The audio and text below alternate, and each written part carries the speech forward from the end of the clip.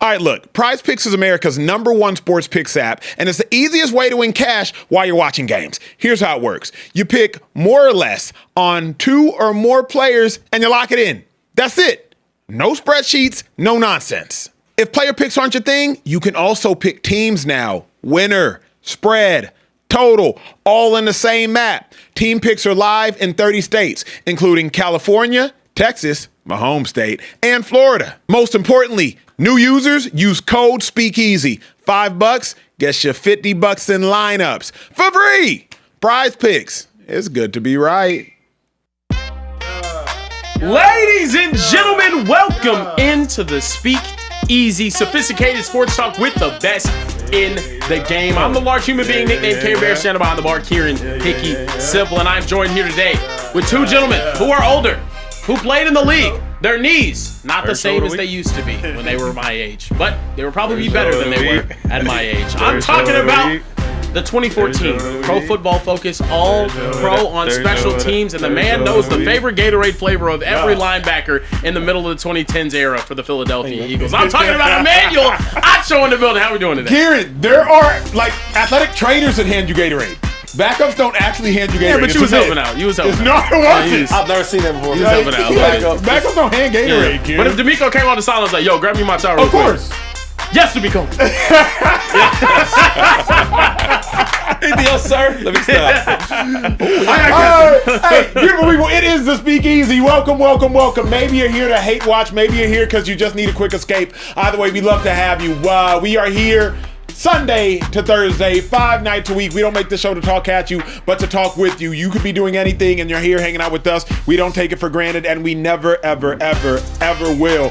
Hey, consider us your online family. Whether you're watching from behind bars, whether you're watching from behind another state, whether you're watching from behind a paywall, whatever you're watching from, consider us your family. If we've done anything for y'all, it would mean everything to us if y'all hit the subscribe button. Then after that, hit the like button. It pushes us further into the algorithm. I won't make many asks, but that's the one I will make. Have fun, turn up, 2 hours, pour yourself a drink. Carebear, hurry up. Also joining us here in the Speakeasy, a man that once signed a contract to become the highest paid running back in NFL history. The man has over $100 million in his career that he earned, and he does not give anybody in the Speakeasy a dime of that.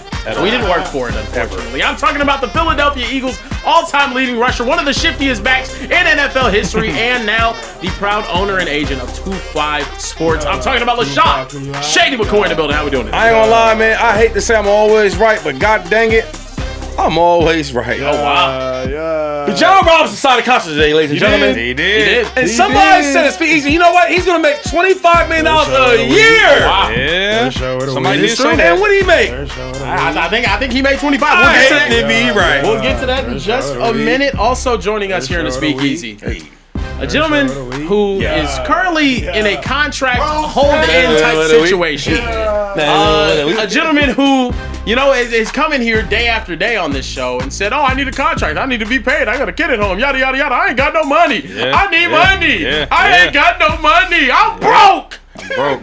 But he posted a Louis V bag on his story today. Can we leave this? What the Queen wants Louis Vuitton on the story. Broke people do not. Meanwhile, he ain't here begging. Hey, hold on. Roll the meme. This guy's a fraud, man. Please, Acho. Yeah. I need more Louis V.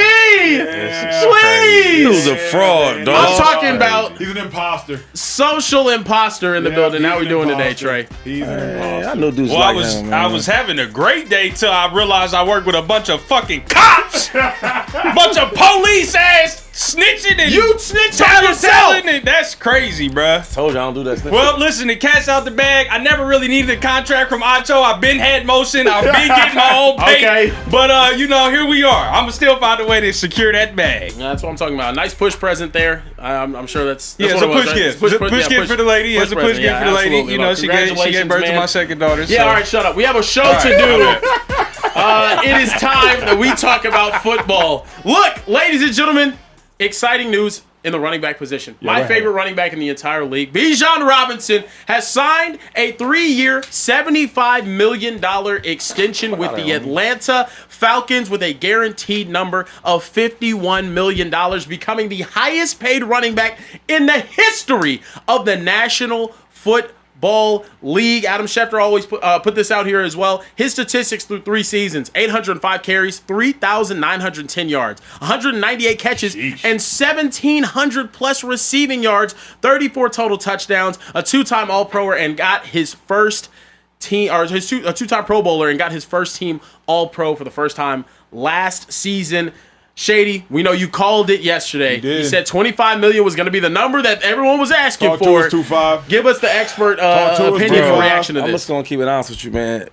You know what I do for a living? What you do? I'm in the Speakeasy. Yeah. You know what I'm saying? I'm in the real estate. Yeah.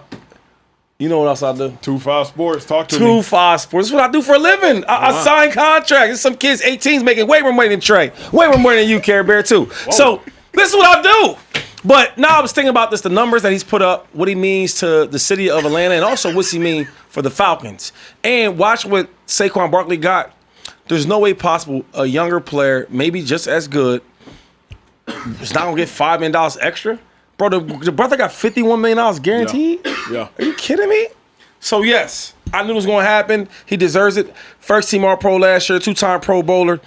The brother can play, can catch the ball. And another thing is when you have a struggling quarterback and the backup is Tua, you got to find ways to pay your best players and keep them there, especially when they're young. And the number 2 thing is you already drafted him, you know what type of player he is, and then you went out there and signed your tight end and you signed your wide receiver, and he's the best player on the team, he's got to get paid. So congrats to him, man. He deserves it. Hey, save that money, but spend it wisely in Magic City.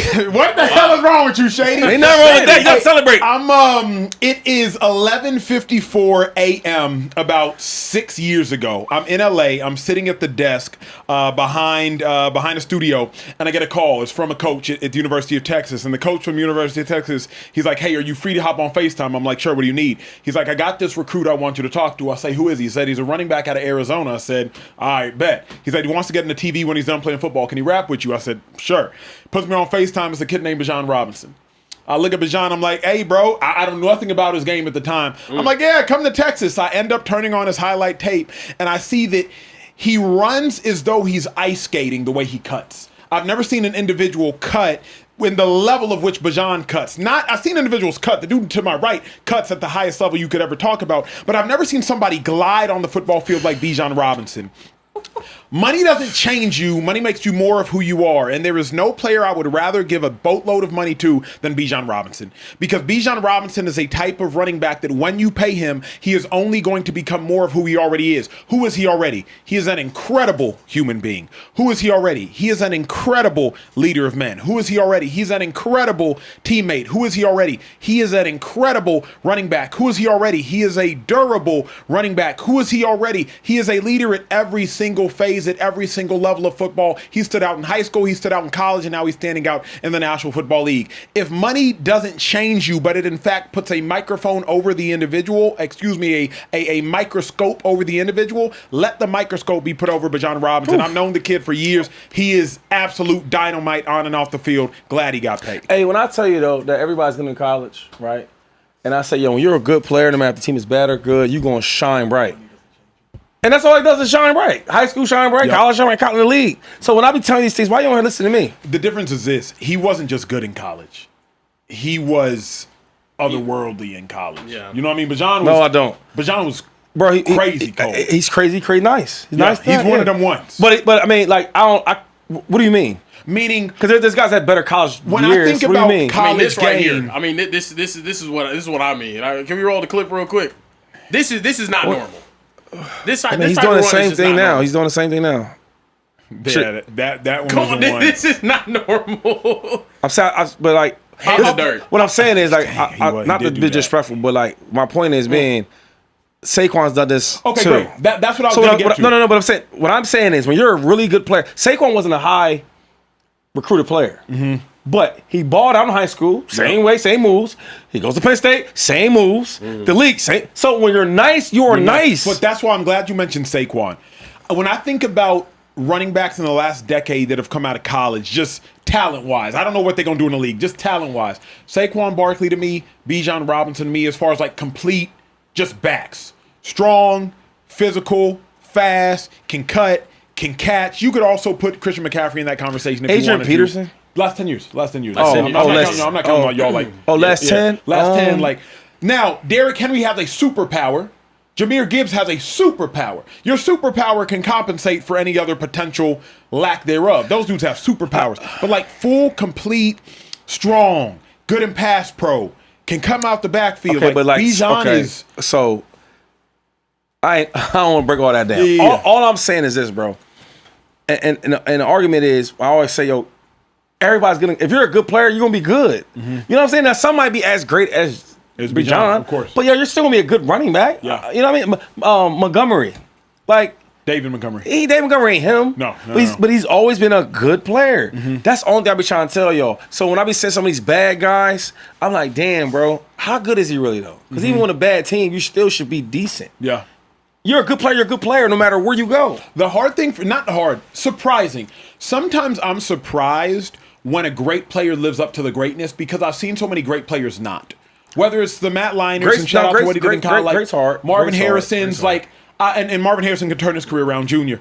You see so many college phenoms like Shady talks about, but then they get to the league and it's like, what the hell happens? What about Steve this Slayton? good though? So I think being great is different. Yeah. You know what I'm saying? That's Everybody hard can be to do. great. But this being good, that lets you know, like, if you can't be good in the league, you wasn't really that good. You probably had shit around you that helped you out. I like Liner. That's one of my friends. But the more I watch him and look, because my brother played for Cardinals, so I see him all the time. I'm like, oh shit, you was good. Yeah. But you wasn't like that. Yeah. You had every 5-star with you. So I think there's some people like you, and Bijan, I think, falls in the you category where I don't need a great situation. Bijan could have got drafted by anybody. That's true. He was going to get busy got regardless. busy anywhere, yeah. There are certain dudes that, like, they'll get busy in the league, but they did need a situation. Bijan don't need a situation. You know what I mean? Like, if Alvin Kamara doesn't go to the Saints, would he have had however many yards he has all purpose? I'm not convinced. I think Alvin Kamara benefits from Sean Payton. So I think there are certain dudes where Bijan, he just transcends. Kieran, I know a lot of moves have been made by the Falcons this year. Can No, you speak to that? the Falcons have made a lot of moves this offseason. 3 years, $75 million to Bijan Robinson. Drake London also got $141 million on a 4-year contract. Kyle Pitts got re-signed. Crazy. And their starting guard, Matthew Bergeron, as well. The Falcons have added a lot of pieces, or secured a lot of pieces, rather, on the offensive side of the ball. Obviously, quarterback is still a big question for them. But what are you guys' expectation for them this upcoming season? Because it seems offensively they have more talent than anyone else in that division. 2-5, especially with all the injuries to the Panthers and training camp and the holdouts to the Buccaneers and the drama with the Bucs, the Falcons should have the NFC South in a chokehold. yeah, it's one of the worst divisions in football. So I do think that they could be the best over there. I mean, who are you going against? I think the Bucs. That's it. That's it. And they're kind of. I mean, the Panthers made the playoffs last year. I think the Panthers won the division. I mean, what they were not. They were 9-8, I believe. 9-8. 9-8. That's crazy. 10-7. So I'm saying this is a bad division, and it's so bad that anybody could win the division with 9 wins or 8 wins. I would favor the Falcons. I truly would. I would favor the Falcons. I think they have a really good team. They have a great home crowd advantage. It's super loud there in the dome.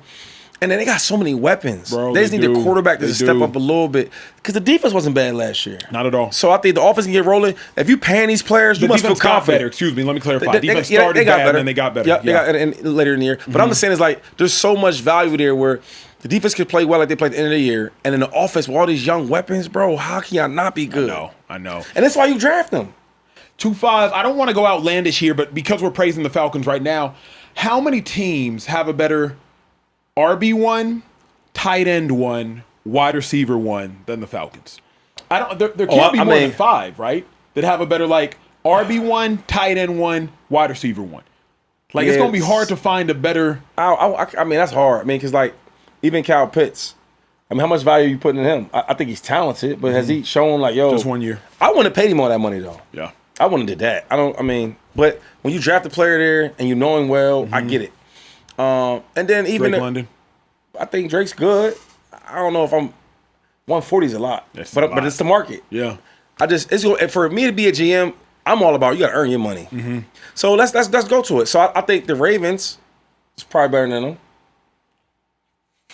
Woo, that's a good one. Is that a push? It's not a push. Not a push. The tight ends is better. You taking Mark Andrews right now over Kyle Pitts?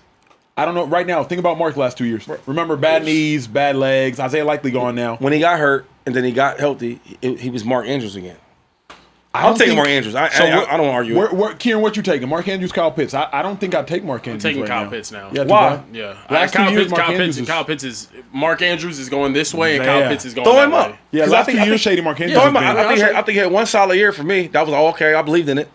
Mark. No, the other one. Peak, Kyle Pitts, yeah, I got you. by peak, Mark Andrews, duh. But I think Pitts. I'm going with Pitts is ascending. I Pitts mean, last year had 88 catches for 928 and 5 touchdowns. So he's never had 1,000. no. Mark Andrews had 1,000 in 2021, 1,300. but Damn. he had 14. He had 422 last year. You feel me? Yeah. How many It's games did he play? 11 games Like last year? Marcus had 840. 11 He played in 17. He just started. They ended up using featured what's his name? Likely. Likely Yeah, ended up kind of taking more of his. Yeah, Mark ain't been him. his share. Could you say are the Lions in the conversation? I know Laporta was hurt. Lions are on top of the conversation. Laporta was hurt last year, but Eagles is in there. Yeah, Eagles is in there yeah. for sure. yeah. Cowboys is in there. Yeah. Cowboys in there. Yeah, There's a lot of Cowboys teams is in there. Yeah, there's a lot. But there aren't a lot though. No. Yeah. I think after like that, it's after a that steep, it gets pretty steep because drop off. the Niners. Wait, The hold on, Niners, hold on. if Mike go. Evans is healthy and George Kittle's healthy, the Niners is in there. Yeah. You know, like if those dudes are. That's a good question. I like these football Yeah, questions. that is a good. I gotta see more from Pitts though. Like I just fair. Yeah. So incredibly fair. I like him. I gotta see more. Incredibly fair. The Bengals? No.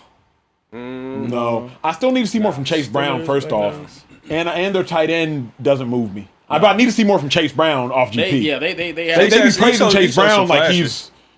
I'm like he cool, Yeah. but like I like him. Cool. He had You? some flashes, yeah. yeah, like he cool. He had some flashes, but They yeah, just be talking consistently. about Chase like Saying the Like Bears he's one and now. one. Yeah, he one and one. Yeah, they do. Saying the Bears now though. The Bears young. The but they're Bills. The Bills. Woo! The Bills. The Bears got old. a Bills. Cade and Knox, but yeah, I mean like that Colston one. Loveland, that young group of wide like that.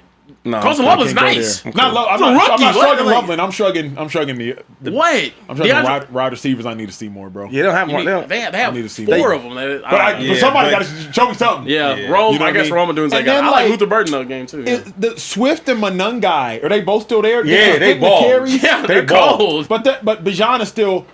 I mean, that's one. Yeah, what about the other? So they went. Bijan was running back position.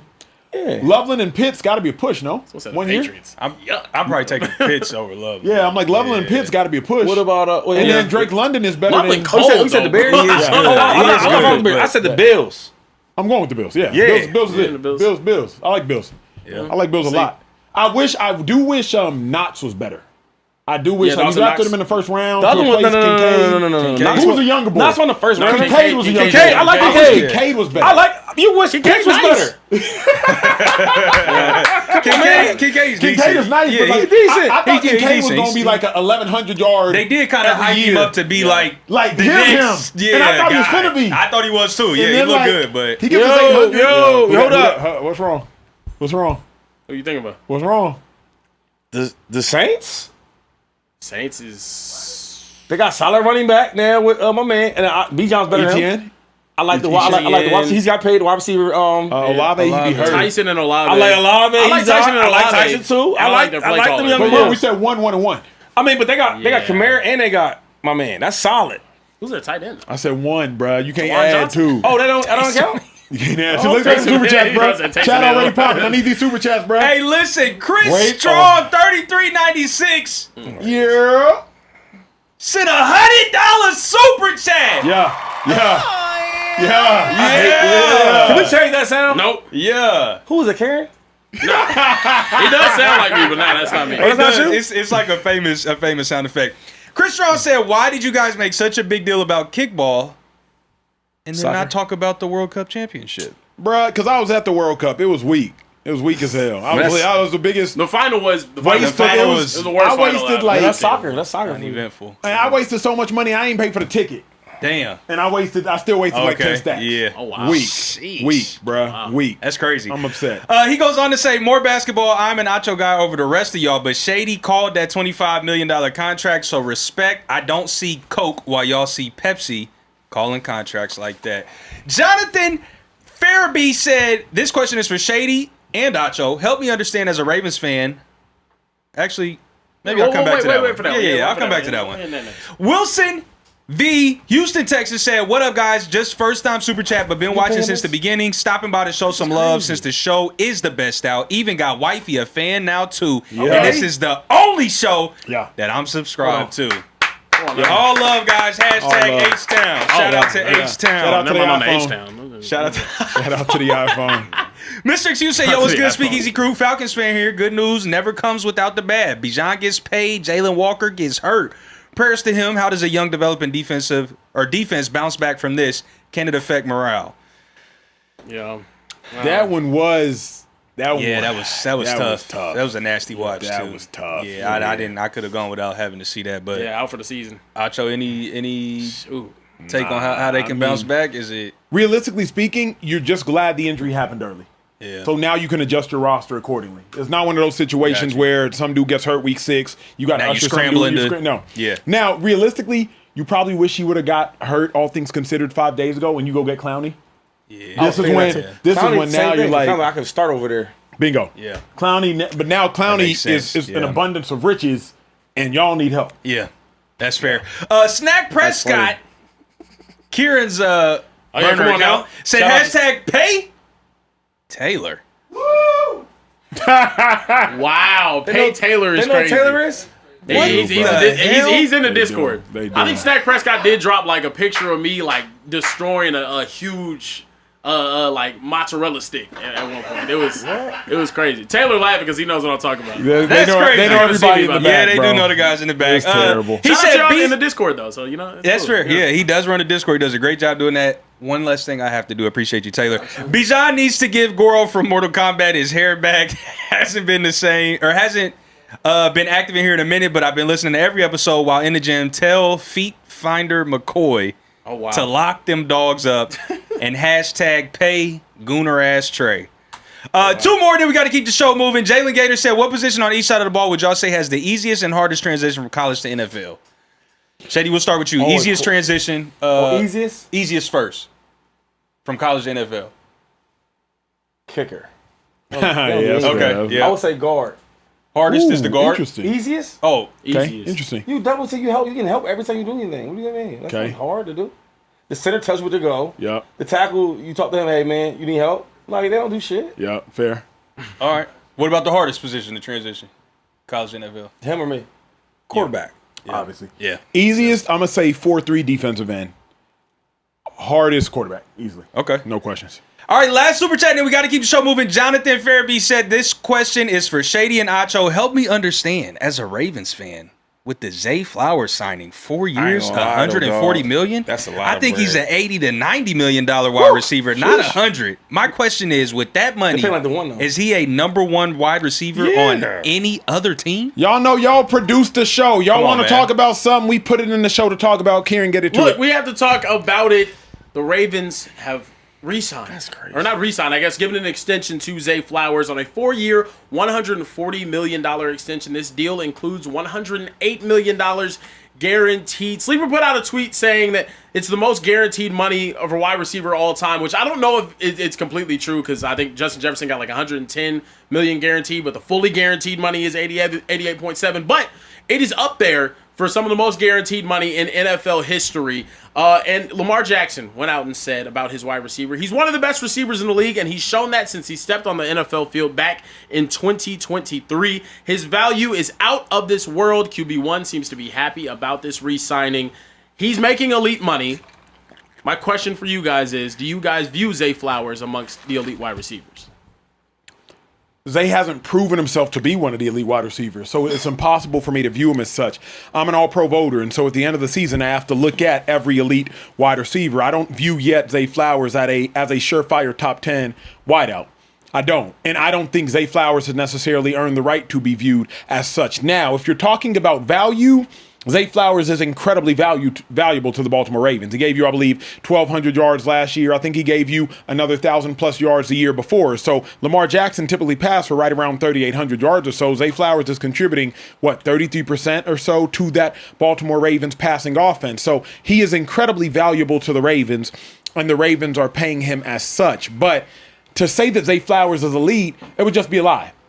It would both be a lie, and it would be an indictment to the CeeDee Lambs, to the Jamar Chases, to the Puka Nakuas, to the Amon-Ra St. Browns, to the George Pickenses. Like, it would be elite. It would be a lie. So I don't think Zay Flowers is elite. I think Zay Flowers is really, I think Zay Flowers is good to really good. He's good to really good. I think Zay Flowers is a top 17 wide receiver. I put him and Devontae Smith probably in the same category. Like, they're top 15, top 17 wide receivers. Smitty now has the opportunity to prove he's top 10, but I can't call Zay elite. That's just a lie. Yeah, well, is Zay Flowers elite? That's the question, right? Yes, sir. But the funny thing is, when these quarterbacks go out here and get paid all this money, you know, the Tuas of the world, what's the kid from Jacksonville? Trevor Lawrence of the world, Baker Mayfields of the world. We don't ask if they're elite. You know what they do? They get paid, and we applaud them on it. So I am not about to even have this conversation as Zay Flowers is elite because the money he's made, he deserves every dollar he gets. You know why?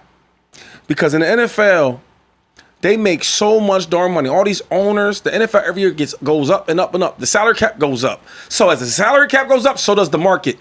And the dudes like the Drake Londons of the world, right, that they get big money right now, I'm all for that. So is Zay Flowers elite? I don't know. But does he deserve his money? Yes, he does. And I'm happy about it. Let's stop changing the conversation or narrative when it's not every position but the quarterback. When the quarterback gets paid, we don't even talk about is he elite or not. We don't even whisper the words. But as soon as any other position, a running back, wide receiver, as soon as he resets the market, is he elite? That's the first thing we want to talk about. So I am so happy Zay Flowers got his paper. You can ask somebody else if he elite or not. I'm happy he got his money. I'm he happy. got elite money. He got more than the most of elite money. That's right. That's Kieran, right. The question that Ravens fans are talking about those is sticker shock. You know, like a sticker shock for Zay Flowers. Like that's a lot of money when you think about, is this going to infringe upon getting Lamar Jackson help elsewhere? Furthermore, correct me if I'm wrong, but like Zay Flowers' most memorable play, for better or for worse, is probably the fumble against the Chiefs in the AFC Championship game. Most what? Most memorable play, right? Like, if the first play that comes to mind is Zay Flowers. Like, so to me, Trey, would you disagree? You're probably like the Zay Flowers' most memorable play. Is it that fumble against the Chiefs in the AFC Championship game? Yeah, it's got to be. That's what is attached to his name, unfortunately. At this point, I don't know that he has a bigger positive play than his biggest negative play. So to me, that is the point of tension. Like, happy he got paid. Duh, him getting paid ain't got nothing to do with my getting paid. But a lot of Ravens fans are dialoguing around like, should he have got that much? Yeah, I don't get the gripes, to be honest with you. I really don't get the gripes. Got paid the same as that contract that Drake London did, with just a little bit more guaranteed money. And he got paid earlier than Drake London did. Drake London just finished his fourth year. Through 3 seasons, Drake London had 1 more touchdown and like 300 less yards than Zay Flowers has. Also, when you look at wide receivers, and I know everyone's going to be like, oh, these wide receivers suck. Lamar Jackson's never had a wide receiver go for more than 1,200 yards. Actually, as a matter of fact, the best wide receiver season we've ever seen for a wide receiver under Lamar Jackson was this past season with Zay Flowers. So what more do you want out of him? What more do you want?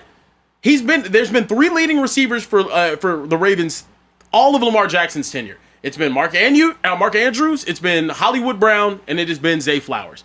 And for 3 straight seasons, the Ravens' leading receiver has been who? Zay Flowers. Yeah. And I think as you look at his numbers, they just get better and better. 800, then 1,000, then 1,200. Through 3 years. I don't understand. But there's 2 different conversations. There's a conversation around pay him because of how valuable he is to his team. Mm-hmm. That was always my argument for Baker Mayfield and the Cleveland Browns, or hell, Baker Mayfield or the Bucks. Is Baker Mayfield elite? Not necessarily. But is Baker Mayfield elite for this team? Hell yeah. Yeah. So there's that conversation. But then there's a more macro conversation.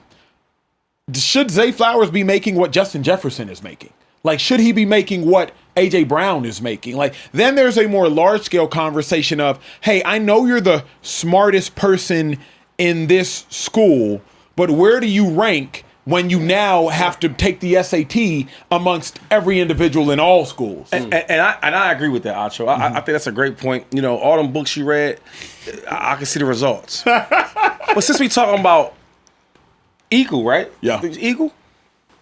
Is it fair that Trevor Lawrence should be making the same amount of money as Josh Allen? Yeah. Is it fair a guy like Jared Goff should be making basically similar amount of money as a guy like Josh Allen? Yeah. No. So that's the thing I get upset about is when we talk about every other position, it's like question mark. But dog, if I told you that, damn man, they went out there and gave Sam Darnold $100 million.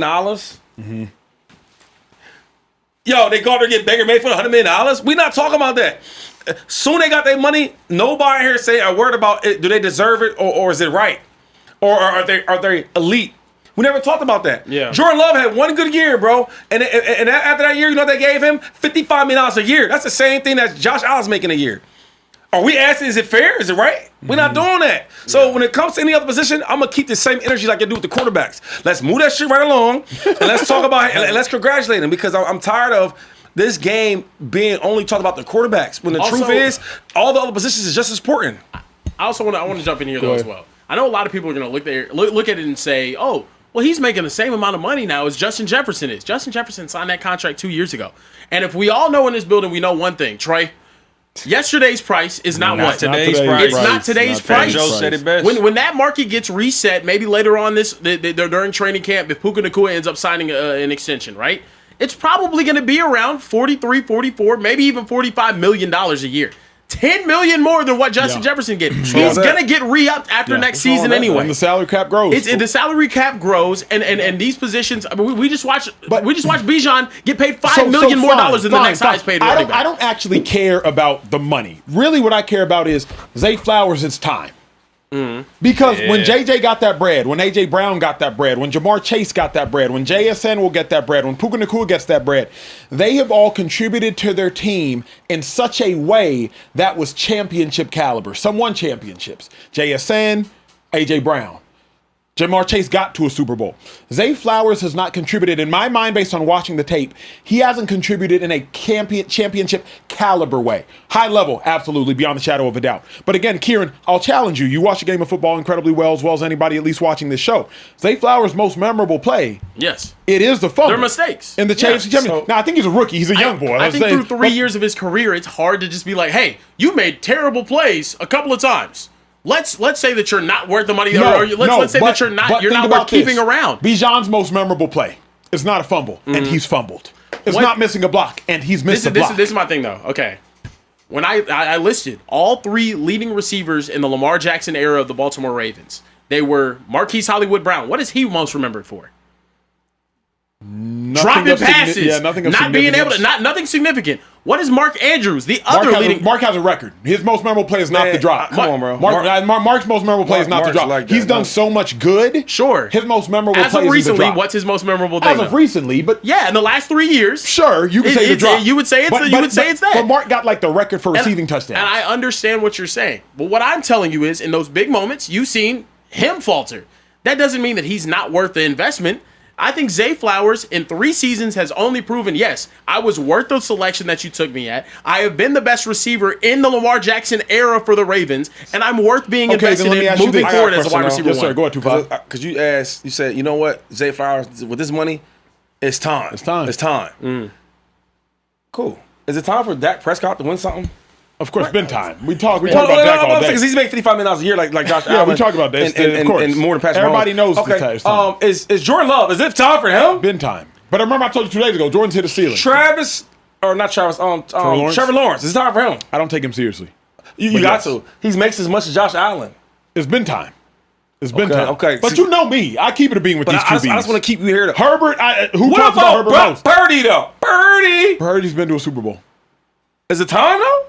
I mean, because he's been to a Super Bowl. I'm just saying, he making $265 million, though. But he's been to a Super Bowl in NFC Championship game. Yeah, but everybody, you say what they remember most by, they'll say, yo, them dudes carried him. No. That's a lie. That's what you mean. They said that him and Purdy's most memorable players in. Time out. They say him and Jalen Hurts, especially that year in the Super Bowl years they've been in, you've been carried by a great team. Sure, but not most memorable play. Even Hurts' most memorable play is positive. What I'm saying is what they remember him. The narrative of being carried. Cool. So what I'm asking you is, having that narrative, is it time for him to show up?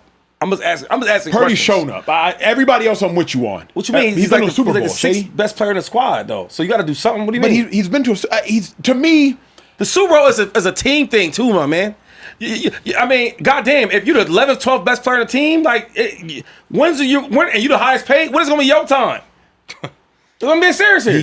They had a lead in overtime in the Super Bowl. He led his team down the field. And Can you go back? I just want to keep going with these quarterbacks because like he don't get it correct. None of this smoke. Shady, Herbert is who I crucify most. We're not talking about Herbert. I'm going way more than Herbert. It's way more than him. It's way more than Deshaun Watson. I mean, come on. Here's my thing. Last thought. Daniel Jones, he making $88 million. Come on, man. If Lamar is right, this is crazy. If Lamar is right and Zay Flowers is elite and Derrick Henry is elite, Lamar, you're setting yourself up for failure. I just hope Lamar knows what he's doing. Because Lamar, if you're going to say I have an elite wide receiver and I have an elite running back and I have an elite defensive mind who's now my head coach, Lamar, like, you just know Lamar, like, you setting yourself up for failure, bro. I understand praising Zay, but then Lamar, why aren't you winning? If you got an elite, I don't think Zay Flowers is. I don't think Zay Flowers is what's been holding them back from winning playoff games. I think it's easy to point the finger and blame him. You fumbled.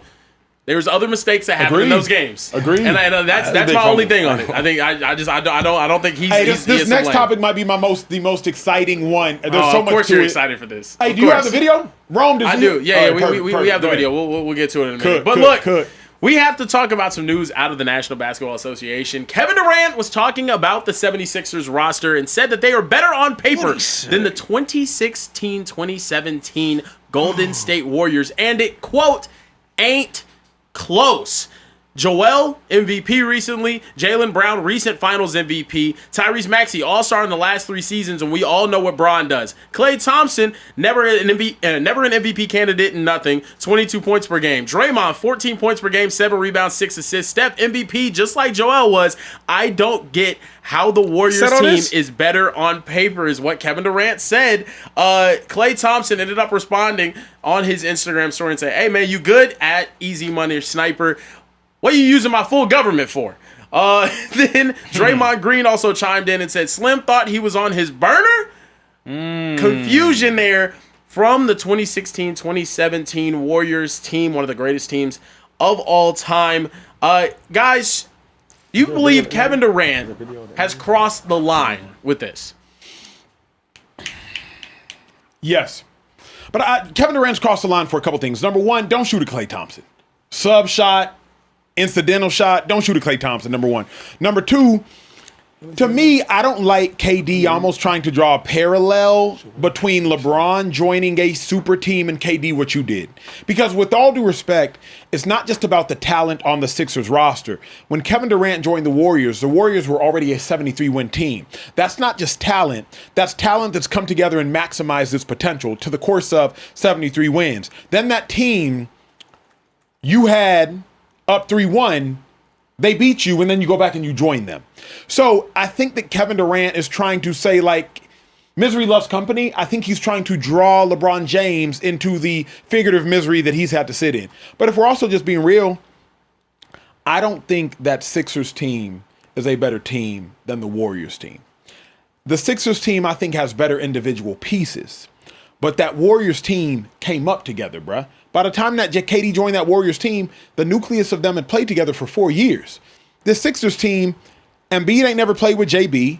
JB ain't never played with LeBron. LeBron ain't never played with Maxey. Edgecombe has only played with Embiid and Maxey for 1 year. That Warriors team, they was a bunch of full-grown German shepherds. So, to me, I just can't draw that equivalence. No, to back that up, Bleacher Report also put out this graphic today showing Golden State Warriors before KD joined were a 73-9 team, most wins in NBA history, lost in the NBA Finals with a unanimous MVP, Coach of the Year, and 3 All-Stars and All-NBA players in Curry, Thompson, and Green. Philadelphia before Bron joined, 45-37, lost in the second round of the playoffs, 1 All-Star and 1 All-NBA with Maxey, 1 All-Rookie first team with Edgecombe. So it is a little bit different. I hate when these like little graphics pop up because you can sell what you want to sell. Right? Yep. That's not accurate though. It's not accurate because they're going off of the kids' careers. Like Klay Thompson, one of my favorites, but he won the same, right? Yeah. When Kevin Durant was there. Draymond, early KD was early years. Well, he got hurt. Klay didn't get fall off until. Hold on. After 22, honestly. But he got hurt like 19. He got hurt. But remember, 19, 16, 17, Klay was still Clay was still Clay. Okay, well, I mean, I love Clay. But there's no way you're gonna tell me that like talent wise, this team's better though. And I'm a Warriors fan, bro. Joel Embiid is one of the most skillful big men in basketball. We talk about LeBron James. We talk about Jaylen Brown, all them other dudes. No, that's cool. Them dudes is great. But the best player on the floor for real, if he wants to be, is going to be Joel Embiid. Mm-hmm. You telling me Joel Embiid comes to camp and he's in shape? Who won't guard him in the league? Mm-hmm. He'll do everything. So that's one part. And he's on defense and offense. He's still elite if he wants to. Yeah. Okay. JB, another two-way player. I play both ways. I could be dominant on both. And then LeBron James, I'm not even going to give you no description on LeBron. You know what he's about. And then Maxey. Maxey's one of the best freaking guards in basketball. Yeah. Bro, so I think the Sixers are a better, most talented team. Even the Warriors, like Draymond is so impactful because who he is. You know what I'm saying? He can do so much. But, you know, I think Steph is Steph, KD's KD. So here's the thing, Shady. Every player at their peak, the Sixers are better. If LeBron was at his peak, Embiid was at his peak, JB was at his peak, Maxey was at his peak, Edgecombe, the Sixers are better. LeBron is past his prime. Embiid is past his prime. Maxey hasn't gotten to his prime. Edgecombe hasn't gotten to his prime. And JB is probably in his prime. I think Tyrese Maxey and JB are in their prime right now. Maxey's just been popping for 2.5 years. Maxey's nice, but he's in his prime though. Like I think he's definitely in his prime. JB's definitely in his prime. The best is about to come. That's what I'm saying. Yeah. I don't think he's in his prime. I mean, but I think this is a prime year for him. He averaged 28 a game. All right. Yeah. Now, granted, Draymond also took exception to this comment and hopped on his podcast and had some things to say. I seen Draymond last weekend. I want you guys to take a listen to what he had to say. Everyone's making a big deal out of KD's comments on LeBron joining the Sixers. KD said the last time they put 3 20-point scorers on the team, they said it was unfair, which was the Warriors team I was on. The Sixers got 4 25-point scorers on this team, so hell yeah, I think they're going to be a contender. Number one, I think that's KD giving them their respect. Y'all make it as if KD was saying, oh man, LeBron did the same thing KD did. When people try to negatively throw out there like, oh, he did what KD did, I don't really respect that. I think to understand this statement, though, you also have to understand the way KD view basketball. The way KD view basketball is very Uncle Drewish. This game will and always will be about buckets. That's how KD view the game. So when KD say, yo, they got 4 25-point scorers, you have to understand in KD mind what that means. That is how KD see the game. So he's going to mention to 25-point scorers. He also said that the Sixers are better on paper than the Warriors were in 2016-17. I don't know that I can agree with that. I don't really think it works, but that's KD's opinion. I agree with that. Yeah. Because he said, like, yo, if I'm a bucket getter, we had 3 20-point scores. Y'all got 4 25. Like, I can see him saying it. My only thing is, bro, they can beat you by so many different ways. Bro, Embiid can just beat you himself. Throw that shit down there, boom. And make y'all all jump shooters now. Y'all double kick out, boom. Or Bron, being the point guard, getting everybody involved. Maxey, we seen Maxey take over games. And then JB, the best player on the Celtics, it's not my opinion. I watched him win the Eastern Conference Finals and Finals MVP. Mm-hmm. So, like, and then the two guard, VJ, like, bro, for you in your second year, I'll take a player in the second year like him. I want to chime in. I don't have a problem with what KD said. I don't either. And actually, I think what he said was right. And it's all about the last sentence of this. Let's pull this quote back up one more time. The last sentence, he says, I don't get how the Warriors team is better on paper. And he says that after listing all of the stats. He lists how this is going to be a starting 5 full of guys that can average 20 a game. VJ Edgecombe's the only dude in his career that has not averaged 20 a game, the only dude that didn't do it last year. When you look at that starting 5, you're looking at a Tyrese Maxey who averaged, 27, 28 a game last year. You're looking at a VJ Edgecombe, probably average 18, 19 last year, 17, 18, something like that. Was a great rookie who's capable of going out there like in his first game and putting up 34 points. Plays defense. You had an MVP candidate last year in Jaylen Brown in the middle of his prime. You have a 42, I don't care how old he is, LeBron James, who can give you anything on any given night. He can give you 15 assists. He can give you 15 rebounds. He can give you 30 points still right now at 42 years old. And then you have a Joel Embiid coming back from injury who dominated a playoff series that we saw with our own 2 eyes this year. Yes, he did. I think on paper, he's not wrong. Now, what doesn't show up on paper? Team chemistry. Not at all.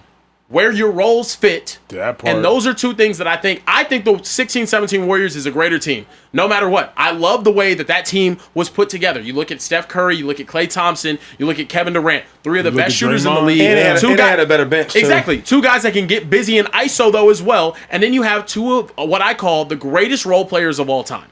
Klay Thompson and Draymond Green both did their role better than anybody else, I think, in NBA history. Whenever you just talk about playing your role, not trying to be a superstar or do 11 dribbles, 63 points, or however many he had, that's the type of stuff that I'm talking about the Warriors had. Those intangibles don't show up on paper, though.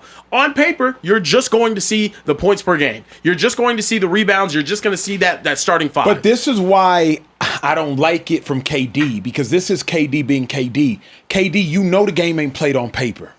You feel me? Yeah. Like, KD, of anybody, this has been so many of the issues with KD's career is because he's only focused on buckets. You go to the Houston Rockets, and on paper, the Rockets should have gone to a championship this year. KD joins the Suns, Devin Booker, Bradley Beal. On paper, the Suns should have got better. KD joins the Brooklyn Nets, Kyrie Irving, James Harden. On paper, that team should have won a championship. But Kevin Durant, you had to have learned by now, F paper, bruh. Paper don't mean nothing. Paper can't keep Kyrie from playing a basketball game when somebody calls him the N-word. Paper can't keep Bradley Beal and Devin Booker assembled together and unified. The game, forget paper.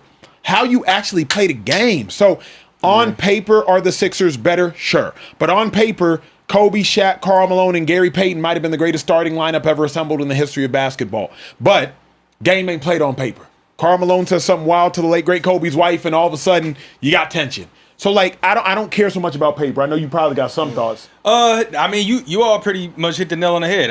I think the 2016-2017 Warriors roster is light years better than this roster, simply because if you're relying on a 42-year-old LeBron James to compete against three really great players who were all in their prime, it just doesn't make sense to me. Also, we haven't seen VJ Edgecombe, who is going to be in his second year. You haven't seen him what? We haven't seen him play alongside this many stars. Yeah. So who knows what type of morale issues he might have if he feel like he's not getting the ball. I averaged 16 last year as a rookie, and now I'm not getting it's hard for me to find my rhythm. I'm not as involved. I'm not as much of the focal point of offense. He can average another. The thing is, though, he's young. He's gonna have to adapt. Yeah, but is he gonna make that adaptation? Whereas when it's Kevin Durant going to the Warriors, you're not worried about the adaptation that he has to make at all. The thing is, year as a player though, bro, like you ain't popping off like that when you got them type of with a 42-year-old LeBron James, and he's been in the league since you was in your dad's nuts, bro. Like you gotta. I get it. That's what I'm saying. I'm sorry. Like if it really comes down to that, you think they're gonna be VJ? You gonna have to shut up and play, bro. Yeah, that's what they're gonna say to him. Like I don't even think he. But who got told? I also don't think it's gonna be his situation. I don't either. He's a baller. But who did you have to tell to shut up and play for the Warriors? Steph willingly did. Yeah. That's the thing. Like Steph willingly said, took a back seat after back-to-back unanimous MVPs. Yeah. So to me, the question is going to be around Embiid and Jaylen Brown. That to me is the real question. Embiid is going to desperately want a Finals MVP if they get that far. He needs it. He knows better than anybody. Boo-hooing. It's also going to be Tyrese Maxey. But Jaylen Brown also knows, bro, I've done this. Y'all haven't. Only you have, LeBron, and I've done it more recently. So Jaylen Brown ain't taking no backseat. But LeBron there is going to calm all that down. That's what I'm saying. But when you in a room with dudes, when Brady's in the room, okay. How we doing it? I'm the captain though. Y'all making all more money than me, but y'all know what's going on. I'm LeBron James. I'm here to control the order. You know what I'm saying? That's why they really brought him there. They ain't bring him there to score points, play defense. You know what I mean? Like he's LeBron. He gonna facilitate. But I'm the one that's gonna hold it together. Another thing is this. I think he's gonna be big for Embiid. There's never been nobody to tell Embiid anything. Who gonna tell me something? You? JB? You can't even know who, bro. The most dominant player on the court is Embiid if he wants to, on both sides of the ball if I want to. That's what y'all not understanding. I love how he got busy in Team USA too during the Olympics. You saw Embiid go crazy. You throw it down there, who can stop him? Though? He can do anything. He can do anything he want to do. Go to work. So I loved it. Hey, we That's almost fair. got 5,000 people in the Speakeasy. So with that being said, y'all hit the subscribe button. After you hit the subscribe button, hit the like button. It pushes us further into the algorithm. And share the Speakeasy. We got about, one more hour or so of show, 3 to 4 more topics. We are just popping off. So hit that subscribe button. Please stop what you're doing. Hit the like button. That's the most that we will ask of you during the course of the show. And if y'all want to talk to us, just drop a super chat. We'll talk back. Let's get some super chats, sir. Let's do it. We got a $20 super chat from Semi-Program and said, long time watcher, first time super chatter. There we First go. off, God is good. All the time. And all the time. God is good. Amen. Shady, what are your thoughts on Keyshawn Davis dropping out of the Devin Haney match? Is he ducking smoke or is this a legit business decision? You know, I've been trying to figure this one out, man, just because you was calling for this fight. You wanted him, right? And I'm thinking, okay, they gave him $3 million. He's only made $1 million. That's the most he ever made. So he can give you 3, and a guy you think you can beat, why not take that? If you win that fight, you the man. But I'm thinking there might be more in this because I've seen other situations where guys do the same thing and the fight doesn't go right away. But that might be negotiation tactics to get more money. It's happened a lot. So I'm going to wait to see how this thing plays out. Yeah. Devin Haney is the top guy. He can get a lot of fighters, but I think this is the one because now it's for a belt. You know what I'm saying? Yeah. And Keyshawn Davis is really, really good too. Yeah. And Haney's always trying to improve his resume. Yeah. So I think they're going to figure it out. But if they don't, this is it's going to look bad. Yeah. It's a tough fair. look. I'm not going to lie. That's a tough look. Yeah. Especially when you're talking about a guy like Haney who took a pay cut to go fight Kambosos twice.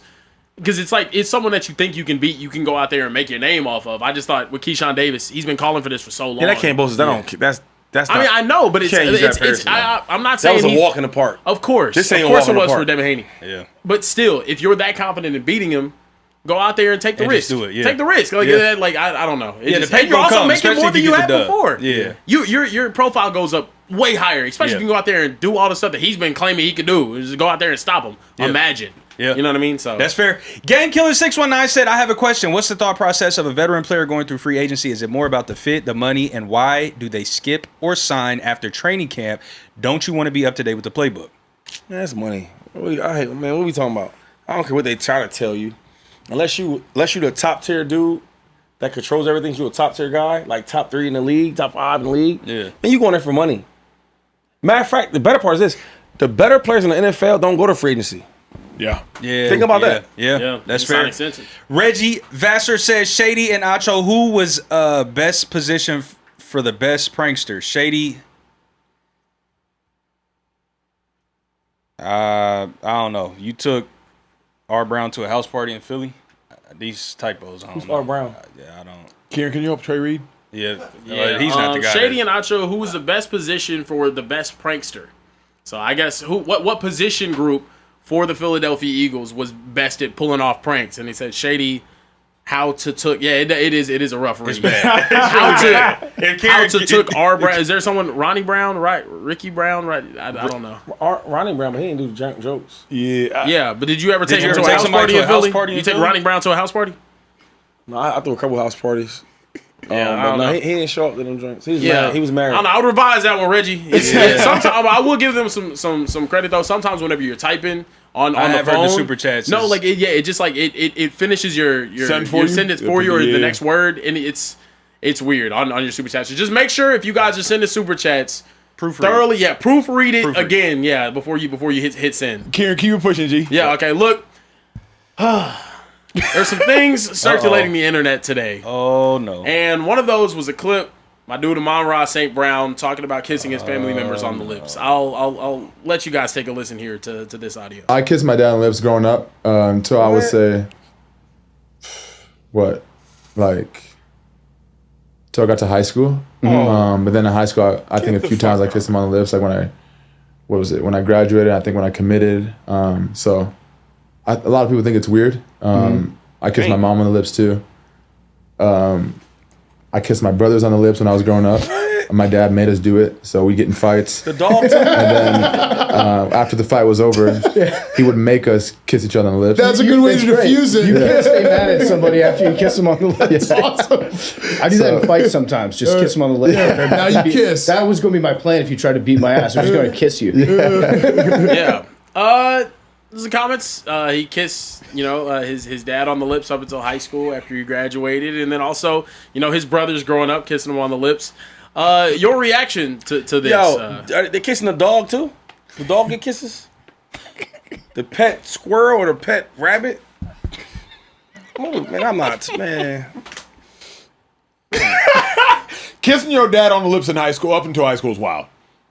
That's wild. Like, that's... Wait. That's, You said kissing your dad in the lips is wild in high school? up until high school is wild. Okay.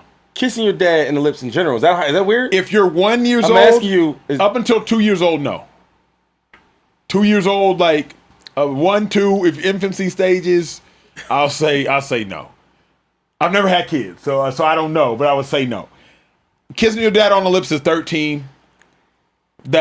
We've crossed the line. We've crossed it. It's been being crossed. We've crossed 12. We've crossed the boundary. 11, 10, 9, 8, 7 on down. It's crazy. Wait, but 1? I've never had a son. I have 2 daughters, as y'all know, and my oldest is 13. We don't do no kissing on the mouth. When she was in a newborn, like I have now, I give them kisses on the lips. Yep. That's 100% fair game. And Baby I probably kissed Malin in the lips until she was maybe 2 at the that's oldest. my take. That's but my if I take. have a son, I don't think I'm kissing my son. But on here's the my lips. thing, and I don't have kids, prefacing with my ignorance. In the chat, y'all got to chime in, let us know, and Rome, drop a poll. Yeah. When is it appropriate to stop kissing your child on the lips? Go 0 to 2, go 2 to 4, go 4 to 7, or go like, you know what I'm saying, or never. Here's my thing: 1 or 2, is there such a gender difference that you're already like? At 1 to 2, I don't. Ears is pierced, maybe like hair ain't even. There's not even necessarily But like. there's a lot of gender indoctrinating that we do in America with kids too. Like gender reveal before the baby is even born. We blue, pink, clothes, blue, brown, neutral, pink, orange, flowers. Like He got a mustache and all that, bro. Like this is crazy, bro. There's a lot of indoctrination that goes into gender roles in a lot of American Yo, households. you ever kiss a girl? She got like mustache and it feels funny on your lips. I'm asking you a question. No, I ain't never. Just imagine I never felt mustache hair on a girl. But just never. imagine if you kiss a girl and it's like all the mustache, like it's gonna feel different. You've never felt that before. Yep, that must be weird though. Yeah. Facts. Think about what I'm saying. You have to think about it. He went on to say in Germany it is kind of normal. If you see like a lot of Europeans, they do the kissing thing. Europeans is, But on the cheeks, I've been in Europe. No, they do it on the cheeks, but like also, I mean, if you look at like even the Spanish like team after they won like the World Cup, like Ferran Torres and like I forgot who the other player are. They're like all cuddled up on each other and like kissing each other on the cheek and whatnot. It's on the beach, like, cheek is, celebrating. I have no issue with cheek. Yeah, but it's just like What a lot the of kissing. hell in the world does now. Germany have to do with anything? It's I European. know he grew up there. His daddy is from Compton, California. I'm pretty sure. Hey, his mom are is you German. doing to your son His on the mom lips, German. dog? Maybe he assimilated to that way of life in Germany. Can bro. you weigh in on the matter? I don't know. It's I'm not kissing my pops on the lips in high school. I feel like when I was like a little kid, I kissed my mom on the lips until I was like 6, 7, sometime around then. And then after that, it was like I don't want to. That's old. That's old. That's to me. I don't know. That's not crazy. That's old. That's old to me. I probably kiss my 2, 3. 2, 3, right? 2, 3. You got a little girl, Shady. Don't start acting hard now. I don't feel like that's old. Don't start acting shady. 7 Don't years start old. acting I'm like it says 7 I years just old. got out of kindergarten. Seven kissing moms on the lips is 7 is. Wow. Because 7 is like Get over you here, can Mom. talk with real sentences. Get over here. Get over here, mom. 7 you eating solid food. That's some crazy shit. You eat solid food. Kissing. That's crazy. My thing is, they can raise their kids however they want. I think there's a lot of weird shit that people do now, that parents do. Yeah. And I don't think that means that they're weird or whatever it is. There's parents that have pictures of their kids as babies butt naked on their fridge. They have pictures of them like that happens though. That's like that shit that like Shady, happens. you the It's just only like, one in here with a son and a daughter, so you've been on hush mums the word. My man. I kissed my son probably in the mouth. What? 1. Okay. And he's a baby. Okay. What are we talking about? And the daughter? My baby girl. Probably to about Maybe 3. 3. Yeah, that's. Like, I feel like you know it's what I'm hard. saying? Maybe Yeah, when dad. she old, but Come get daddy a kiss. She, you know what I mean? Yeah. She kissed on me. That's my baby girl, but we ain't doing the mouth. Yeah. What? yeah. Man, come on. No, the mouth after. I'm Mouth just is thinking, wild. After. Imagine What is he? picking up. No, I'm sorry. Imagine picking up the hat. I'm committed to University of Southern California Trojans. Bro. Wow. Like that's a little like. But That's a little crazy. the to me. more alarming. I rock with Amon-Ra, but that's a little crazy to me. That is I don't very know now, crazy. man. And- That's- but the more alarming thing of this whole segment is that his dad made his brothers kiss on the mouth. No, I know that. That's a after punishment. fighting. I know that punishment tactic. Man, ain't no punishment. That's a punishment tactic. Man, that's more than punishment. No, I've heard, no, because I've heard that one. It's like I didn't do bars. I Did y'all do never bars heard of that. soap in the mouth? Did y'all Yes. cuss? Yeah, I got did my that. dad watch that with I someone remember time. bars of Yeah. soap. I did didn't We, play I that. didn't do that, but I know of bars of soap. I've heard of the same thing. If you and your siblings gonna fight, then y'all gonna kiss. It's a deterrent to I've fight. never heard that. Or have you heard the hug one? Like if y'all fight, y'all I've gonna seen the have to stand hug here and one, hug like each other. like you have to go Oh, give him a that hug 100%. afterwards. I mean, you a Yeah. little kid, I guess. Yep, Yeah. I've heard that. Oh, one. I've heard the hugging. Yeah, Oh, you yeah. gotta say sorry, right? Hugging is cool. Yeah, hug. hug your sister. Yeah, say sorry. Yeah, Bro, my man, you're not gonna tell me that Kiss that's your just normal brother on to the kiss your lips? brother on the lips. Yo, man, real talk. My dad was mean as hell and he was strict. Me and my brother wouldn't have did it. I don't care what you do to us. I ain't kissing my brother. What did we? But to me, it's a fight deterrent. And then where do you draw the line? Yo, Do you you know what? So no, I'm learning. bro. You know I'm into the trauma stuff. You know I'm a counselor. Yes, sir. I need to go back and see what's going on with the dad because the dad got that from somewhere. All the kissing in the Dad mouth. was Mr. Olymp. Yeah, he's Mr. Olympia. I'm He not was like talking Mr. about. Universe I'm or not talking something about like that. I sports don't and know. all that. Y'all talking about sports. It's way behind that. Nah, Way. but his wife is German though. Bro, Like, it's- I'm not German. Nobody here is German, so I don't want to speak on him. I'm just saying, he said his pops would make him and his brother kiss and all that, and all this other stuff, and kissing his son in high school when he's like in past puberty. What I'm saying is this: the dad got that from somewhere.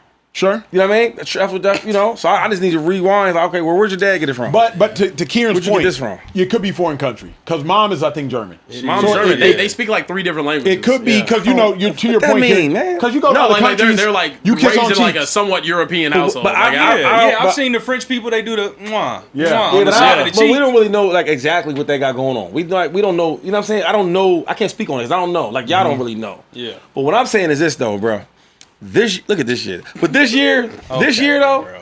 every corner, every defense, they gonna be bringing that up. Hey, what's up with Poly Market football, man? What's going on? Yo, think about that. They gonna bring that like, yo, man, that's crazy, man. I ain't judging, but like, what are we talking about? So final answer: age that you should stop kissing your Man, child. like on the 2 lips. years old, man. Like, what are we? Come on, man. Son, 1. Yeah, Okay. I'm cool with that. Daughter, 2.5. Bet. Yo, my son was a little baby. He used to suck on my lip. Fair. Baby, Baby. you know what I'm saying? yeah. Like, it was cute, right? But like when you become come on, dude. I'm with that. I think son 1.5, daughter 2.5. Yeah. I'm cool Son with that. 2. Yeah. It's all the same to me. Imagine kissing him in high school though. In high school. You keep kissing girls. He got girlfriends. He's married. He got all type of shit going on. Your brother? Do y'all think in any way it is an American ideology thing that like has us like think that this is so weird? Yes. I- 1,000%. Absolutely is. Yeah. Because even like the Bible, there's a lot of kissing going on. There's a lot of like, Yeah. and it's that not was- viewed as like as crazy I as it think is. because A million years ago, man. we No, live in I such hear a you, but- perverse society in America. We over sexualize everything. But yeah, We why do. are we over sexualizing like Kissing your sibling. parent-child dynamics Correct. though? That's the thing that like for me, I'm just like, I heard this and I was like, it's weird. I wouldn't do it, but also at the same time, that like that's your household. But I see, don't know. this is the thing. Some things can be like culturally viewed through a lens of weirdness or oddity, right? Yeah. Like this. I would rather have heard that a high schooler slept in the bed with his mom and dad. I can excuse that. Like that, I don't have to make that weird and Everybody ain't got sexualized. nowhere Like, else to why are sleep, you yeah. sleeping in the bed? Like it's freaky shit going on. That's definitely some weird. I can excuse like, okay, just slept in the bed with them. Like I don't have to put any type of perversity or weirdness, perversion on that. Like, but the actual This act is of some kissing crazy on the shit. lips. Okay, let me ask y'all this. That's some crazy you, shit, man. you only child? No, I got a sister. Bet. When did y'all bathe together? Did y'all do that? Because I know some households were like bathed together. Me and my sister are households. almost 6 years apart. We maybe took. I think my mom's maybe said we took a bath together like my first year of life. But when she's like 7 or 8 and I'm 2 and 3, Yeah, it's just. I don't know. Tom Brady won 7 Super Bowls. He be kissing his 13, 14-year-old son. He does. After, He does. Yeah. He be kissing his kids on the mouth. Yeah, Brady on the mouth. Yeah, Brady takes his kids on the mouth. He be kissing his kids on the mouth. Yeah. And he got boys. I ain't never see that Yeah, shit. he be kissing his boys on the mouth. I ain't never. But no, the bathing together, I don't think that's weird. If I had 2 kids that was around the same age, y'all get in the bath together. See, then We saving you're water. problematic. Because I think we made What bathing together is culturally normal in America. Yep. But kissing isn't. So now we judging kissing. Wait, what age though? But we're not judging baby. Like if What I age got jumping in the bed? if I got a 5 and a 3-year-old, they both getting in the bath together. I'm not running water twice. I'm not bathing one at the day, getting them out drying. Bro, you don't gotta do all that to me. I ain't judging you, homie. The way you run your show, that's how you run your show. You know what I'm saying? You see an issue with it? Man, come on, man. I'm gonna be putting my boys in the bathtub together. There's stuff going on. Think about that though. Stuff's going on. They're getting bathed. I ain't doing it. I ain't doing it. So my Shady, son, I know you probably took baths with your older brother. Stop. we've never did that. How far We're apart 6 years are y'all? apart.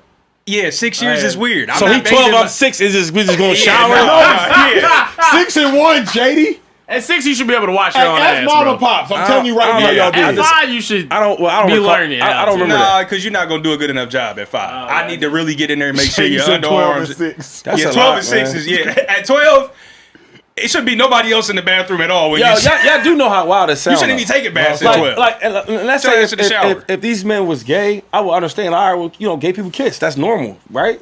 Yeah, But like, there's none of that. And you tell me like the punishment. that's the strangest First part of all, for me. brothers fight.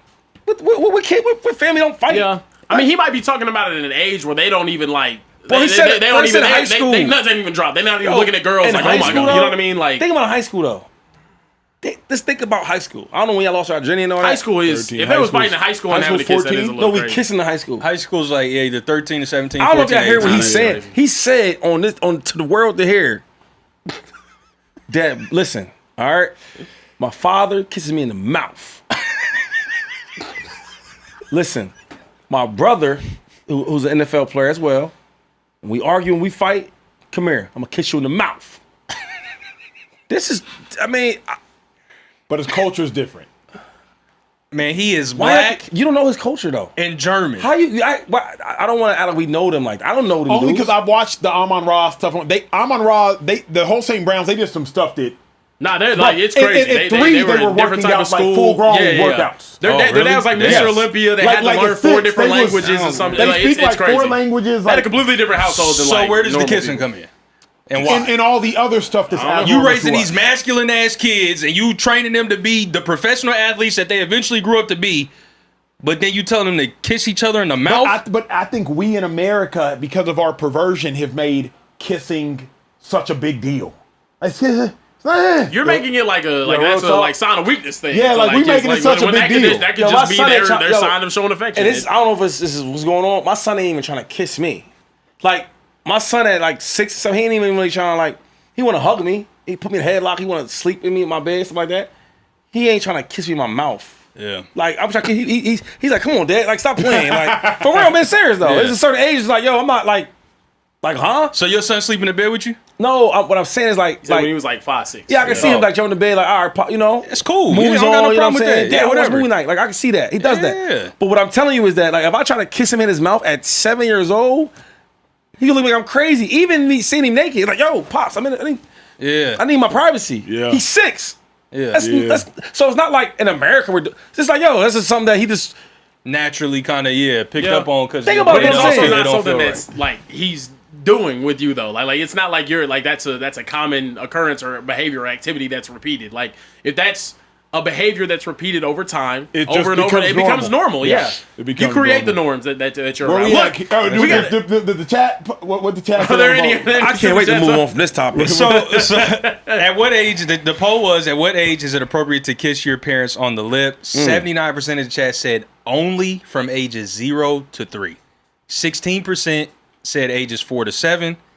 2% said ages 8 to 12. And then an increase to 3% said 13 and older. So, That's the Central Cast voters. Little, I know what that is. Yeah. that's all I got from the chat. You know where we at? Look, we got to keep the show pushing. It's Definitely time gotta to Thank keep talk God. about Yeah. Shedeur Sanders. Now was look, wild. he's gotten a lot of praise this offseason, but now Wild. the controversy is rolling in. The Athletic put out their tiers for the 2026 season.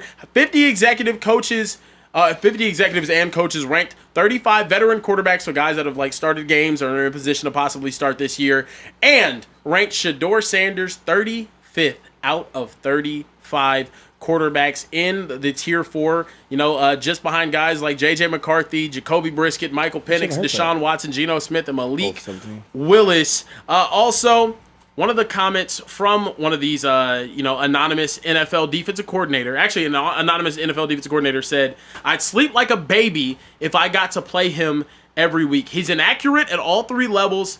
An exec said, "and I can't tell if he's going to get better, but there's a huge gap between him and competent quarterback play." Some crazy comments about this. He said he's not an on-time player, can't really read the coverages, is a little bit heavy-footed. He went on and on and on talking about Shedeur Sanders' game. Do you guys think the Shedeur Sanders hate has gone a little too far in this regard? Or do you view it as hate at all? So that's actually a good question. I don't like the extras. I sleep like a baby if I got to play Shedeur. Now, realistically speaking, y'all know I watched more tape on Shedeur than probably anybody on national television. Based on what Shedeur did last year, there's nothing threatening. What Shedeur did last year, he wasn't noticing the cover 3 curl to flat drop, or he threw an interception versus the Raiders in his first outing. What Shedeur did last year, he didn't know the cover 3 hook to curl drop, or threw an interception to Chauncey Gardner-Johnson. Shedeur was making mistakes last year that a rookie would make, but that somebody who you're not afraid to play would make. So based on the tape that Shedeur put out last year, of course you would sleep like a baby playing him. Shedeur has talent. We've yet to see Shedeur showcase the heights of that talent in an NFL game. So if you're a defensive coordinator and you're picking from the teams, hell yeah, I want to play Shedeur. There's no other starting quarterback I'd rather play this season than the Browns quarterbacks. Maybe Malik Willis, but he scares me a little bit with his ability to run the ball. Kirk Cousins is going to start, so I'd still rather play the quarterbacks in Cleveland. I don't know if there's a quarterback room that I would more so look forward to facing than what the Browns are putting up. So I don't even know. I don't like all the spice and the cayenne pepper they added to it, Kieran. I don't like, he's inaccurate on all 3 levels. But I would say I'd rather face the Browns quarterback room than any other quarterback room in football week 1 this year until they prove otherwise. I'm not mad at this take, though. That's cool, right? Some anonymous exec said this. Well, Shedeur was a rookie last year. Yeah. Most people are not really afraid of rookies. Last year, Caleb Williams had a great year, right? But his rookie season, I've read some of the same stuff. Oh, he can't read defense. This, that, and third. So I'm not mad about that. But I'll just say this, though. Some of these execs, they never even played football. Mm-hmm. So for their opinion, don't really matter to me, because you're saying all this, but if we really had a real football conversation, we probably can't really have it because you really don't know. And what y'all do is y'all depend on players that played to give y'all advice. A lot of these GMs, a lot of these execs, they get these players that played to help them learn the game. So I'm not mad about this at all. Sounds like a guy that never played football before. And it's a lot of them that have these high-powered jobs that never, ever touched the field. No, so what about I'm not mad at him. Shady, a defensive coordinator? Because obviously I'm with you on the executives. Yeah. But a defensive coordinator said he's not an on-time player, can't really read through the coverage, is a little bit heavy-footed. The coordinator said he is thicker and harder to tackle than expected, but you shouldn't lose to him. Like, now that's the DC. So I'm with you on execs. But a DC, he said he's thicker and harder to tackle. I don't believe that. I don't see him breaking a bunch of tackles. I don't see that. And it's a lot of these coordinators that don't know football either, or they haven't played. Have you played with some coordinators not that smart? Sure. So my thing is, I let my eyes tell me what's really going on. I've been watching football for a long time. I've been playing football for a long time. I know somebody that's good. I know somebody that's bad.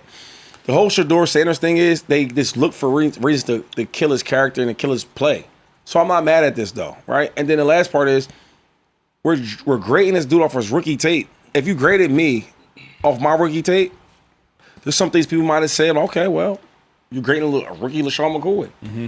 Look at all the rookies that play terrible. If we'd have had a Zach or defensive coordinator talk about Peyton Manning, his rookie season, going to his second year, what do you think he'd been saying about him? Mm-hmm. I guarantee he would say he was sleeping as a baby. He's not worried about that, because I get it, because he didn't play great as his rookie season. He led the matter of fact, Peyton Manning has the record for picks as a rookie, right? I believe so. So what I'm saying is, bro, this don't faze me at all. I'm actually good with this take. You know why? Because you're grading a rookie player, which is hard as hell to do. And two, the people that's talking about it, I don't know where their intelligence is in this game of football. Kieran, where do they have the other rookies? Cam Ward, Jackson Dart, Tyler Shuck. Can you pull up that top 35? Cam Ward is going to be placed at 25, Tyler Shuck at 26, and the other rookie Jackson Dart 24. Oh yeah, Jackson Dart is at 24. Yeah, no. So that's they're placed a little bit higher, but you also, to be honest, you saw more football out of those guys. That's you another saw thing, a little bit better football out of them. But you know what's crazy though? It's not a wrong. Take it full, please. Like even in the chat, I want y'all to gaze up if you can. I don't think it's a wrong take. Who would or could you put Shedeur ahead of? Maybe J.J. McCarthy just because he was awful. J.J. McCarthy's the only guy in that conversation, but even then, he shouldn't be here. Shedeur shouldn't be in his list. Yeah, I think it's tough to put him in there. He hasn't played enough to really give him this. Like I'm looking at all these other guys. A lot of the other guys were like starting.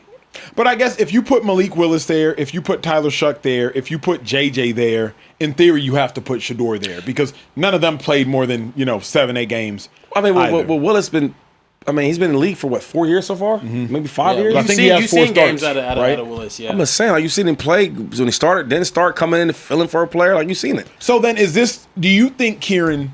Is this just an intentional hit on Shedeur Sanders? Because Shedeur just omitted him. I think the rating is not bad and it makes sense. I think the added context of NFL executives going out, and I think that's also a reporter doing his job, asking these execs or these NFL defensive coordinators, well, how do you feel about playing Shedeur Sanders? Did you ask him that about the other 34 guys on the list? You didn't. You likely didn't. You'd have way too long of an article to write. You asked him about Shedeur Sanders because you know that was going to click. And you knew that they were going to say something about, they're going to be honest. We're talking about a quarterback that played 8 games last year, had 7 touchdowns and 10 interceptions. What has he put on film for defensive coordinators to be like, you know what? He's really scaring me, especially whenever they're going into an interview with an anonymity. But then what about the fact of like Tyler Shuck? I think Tyler Shuck only played 7 games last year. Yeah, Tyler Shuck ended up playing 7 games last year. 4, right? Or 4? No, he played 11 games last year. But Tyler Shuck played 11 games last year. I think he started probably like 7 or 8, but threw 10 touchdowns and 6 interceptions and showed a lot of promise. Sorry, Tyler Shuck had better games than Shedeur Sanders did last year. That's just a fact. Mm-hmm. But my thing is, I don't think this really means anything, good or bad, for Shedeur Sanders moving forward. I don't really see it as much hate. I think whenever I'm tired. I'll say this: what bothers me more is the NFL execs and defensive coordinators being so passionate and opinionated under the protection of anonymity. Yeah, that pisses me off. Because now you're just out here talking shit about everyone, left, right, and center. No one getting damn well. No one's ever gonna. You're not putting a stamp on that. You're not putting a name on that. Uh-huh. You're just sitting there talking shit about Shedeur Sanders because it might be true. I think that's genuinely how these guys feel, but you wouldn't say that publicly. You wouldn't give anybody else that. Well, the other reason you can't is because of the heightened sensitivity. Yeah. J.J. McCarthy's 34th. We ain't got no issue with that because J.J. played bad and he is bad. Shedeur played bad. They wouldn't say that about J.J. McCarthy though at a press conference. They wouldn't say that about anybody. Do you think an opposing defensive coordinator? You think Vic Fangio would take the podium? Not Vic. Hell I mean, obviously not Vic. Let's use any defensive coordinator. Morris would. You think Raheem Morris would be like, J.J. McCarthy, sorry, no, not publicly. Not publicly. I'm not going to say that. Not publicly. But I think, like... I think he won't say that nobody's going to report this. If you talk... I think J.J. don't scare you. Brissett don't scare... No. Anybody from really 24 down... Don't really scare. If you're an 24. NFL defensive coordinator and you want to keep... You're right. I go 20. To 20 down. 20 down, bro. Anybody from 20 down don't really scare you. Like Kirk Cousins, though. So Shedeur gets all that type of shit. What do Kirk get?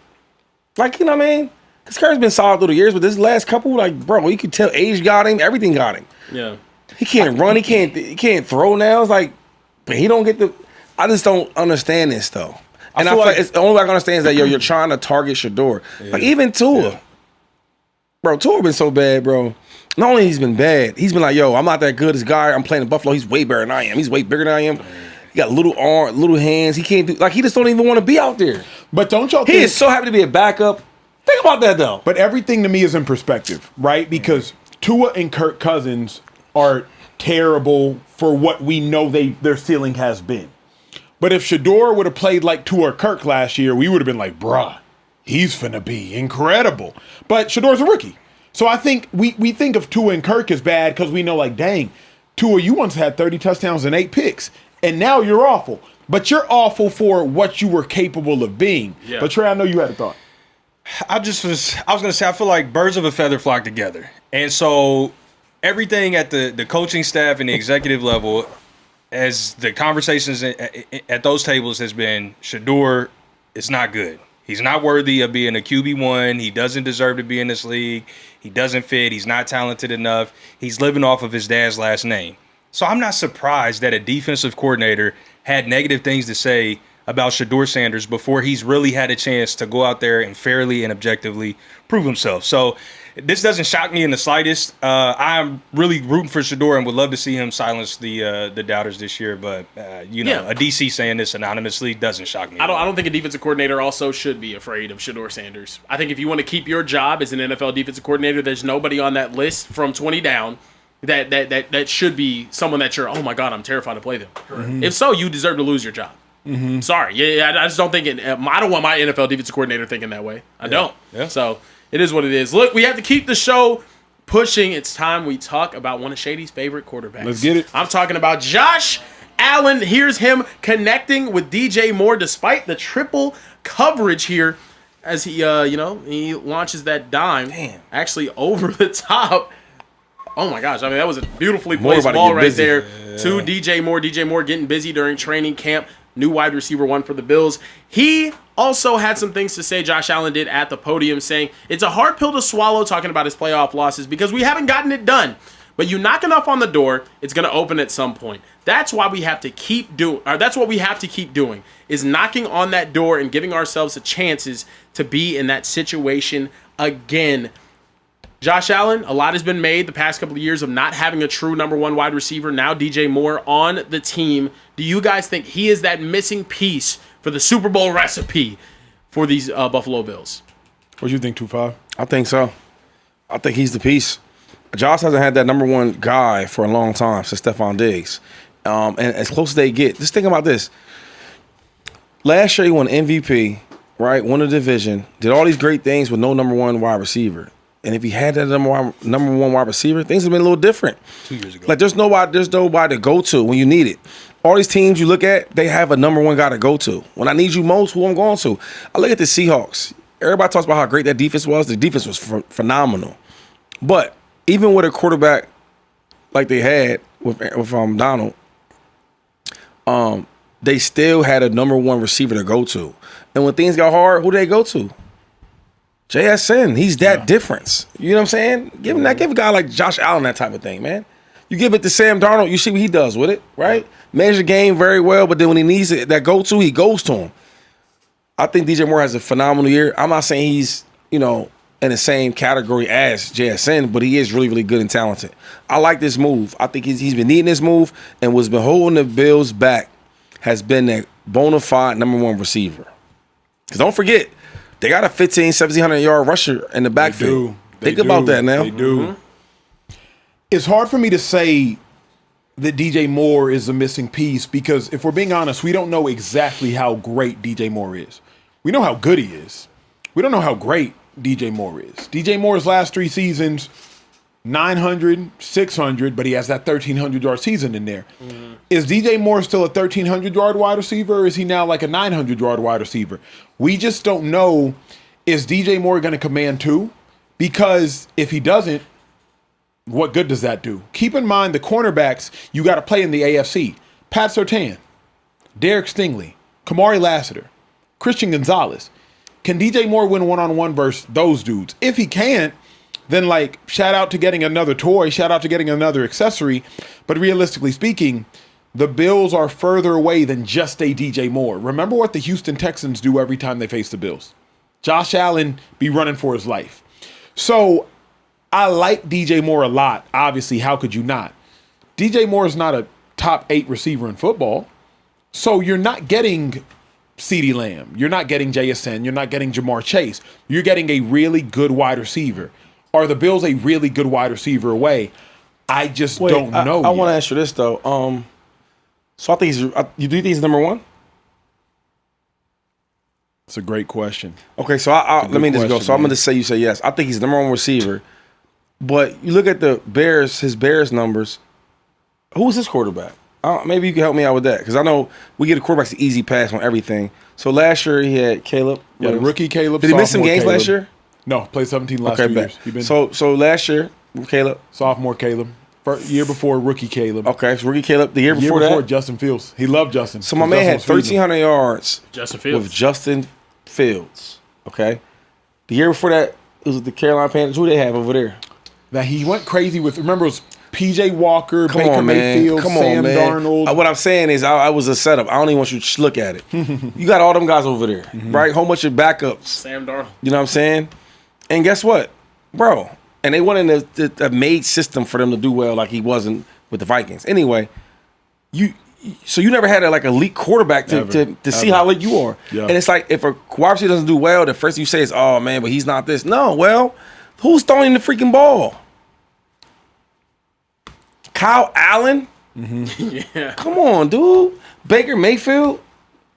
And this is Baker that was cut and all that. He wasn't even Sam Darnold without the Bridgewater, Vikings and all. P.J. Yeah, Walker. come on, bro. I'm not going. Cam I'm not Newton going. came back. The only thing though Cam is Newton off the. You know what I mean? we've seen podcast? we've seen great receivers get crazy busy with mediocre quarterbacks. You can go back to Larry Fitzgerald and Andre Johnson. You can go more present with DeAndre Hopkins. You can go we've seen receivers can get crazy busy.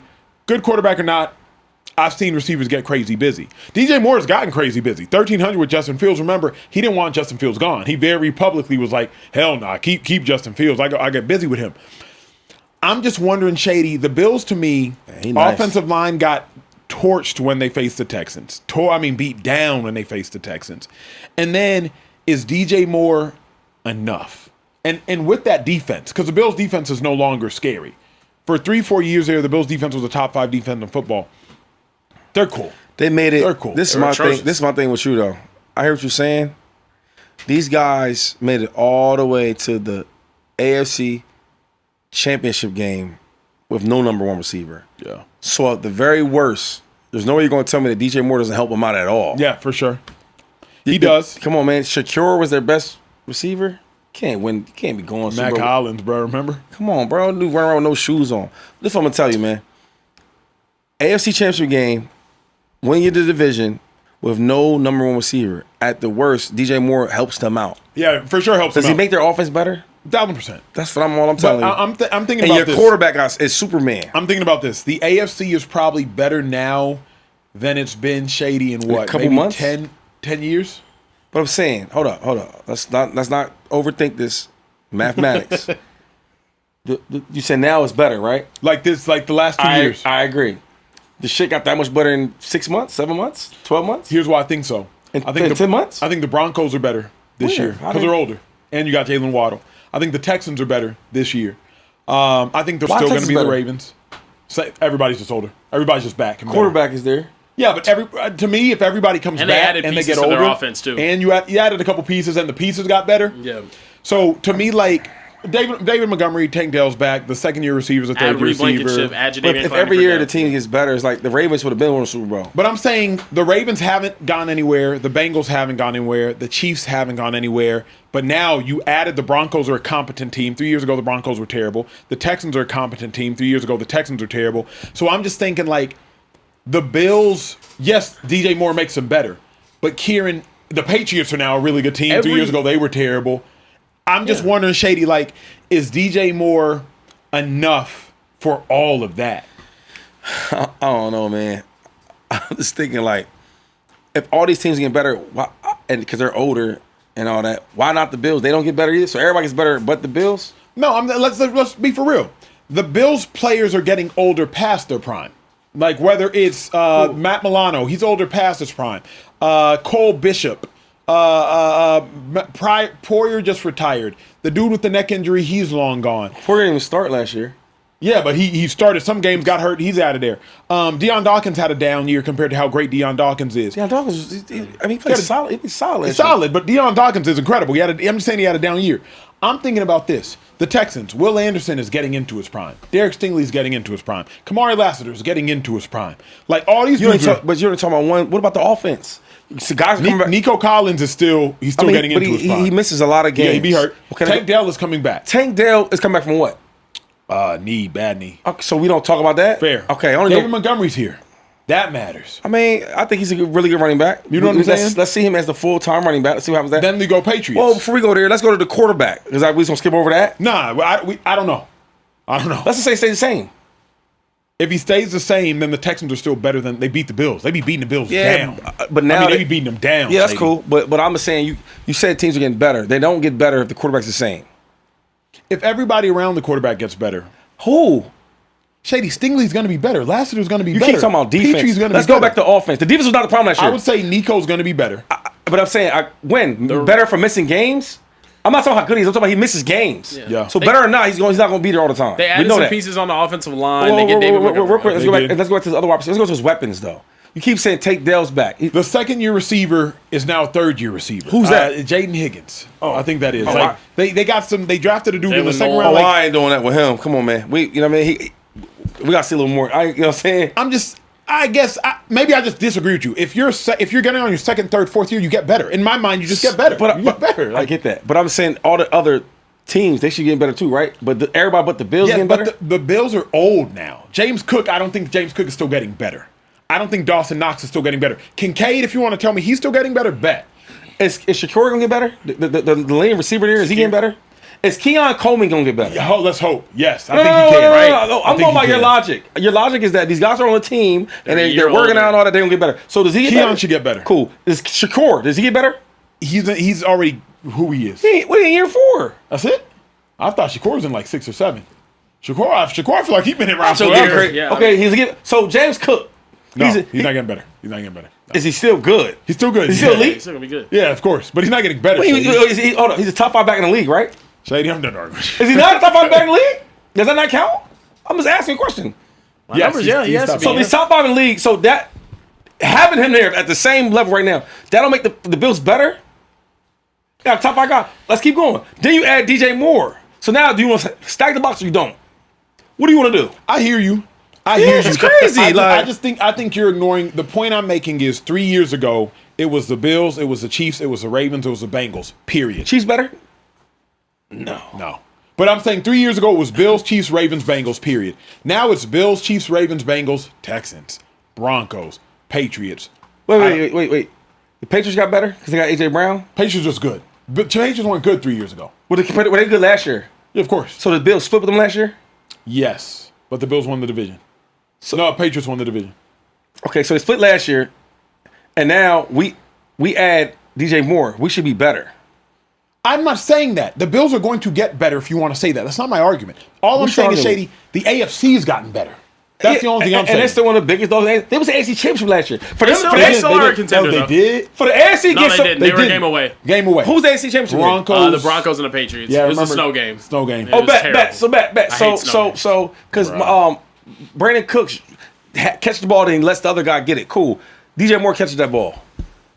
Agreed. Okay, so I got a question for Shady because Oh, here we go. The non-athlete shit. no, this is Bro, I'm they didn't asking play in athlete, high bro. school. Yes, we wear cleats when we play football. Go ahead. that's Yes. crazy. They So walk out the tunnel, Trey. Trey, they put the mouthpiece in and they snap the chin strike up. Yup. And then when you tackle and you hit them, right, that's the defense. Yeah, Okay. that's the defense. all right. And when you cross the plane with the ball in your hand, that's a touchdown. Yo, yes, you need that. And look, if you do that more than the other team, guess what happens? You win the game. There you Win go. the game. Okay, all right. I'm learning. Yeah. That's wildly disrespectful. Well, since we getting disrespectful, Shady, you're known as the excuse maker for Josh Allen. Oh, wow. I'm gonna just cut straight to it. Keep it a bean. So to hear you talk like this, DJ Moore is a difference maker. Where do you expect Josh Allen and these Bills to go? What is if he doesn't get this far, he had a failed season. I think if Josh with this team Yep. and that wide receiver with Moore, I think they will be competitive to come out the AFC. Okay. That's a bet. All right, y'all heard it. That's what I'm talking about. I want to hear some super chats, bro. Let's get to some super chats. That's a all great pro? call. Listen, VA Trucker 915 said, "What's going on, family? Hey, Shady, I saw that post from Nightcap bothered you the other day. I just want to make it known that Chad always speaks about you in the same light as Barry, so he has much respect for you. Hashtag Rams house. Shady, the chat is saying you were a little tight-lipped last night during the nightcap combo. Is there anything that you want to say tonight? Or are we moving on? Bygones versus bygones.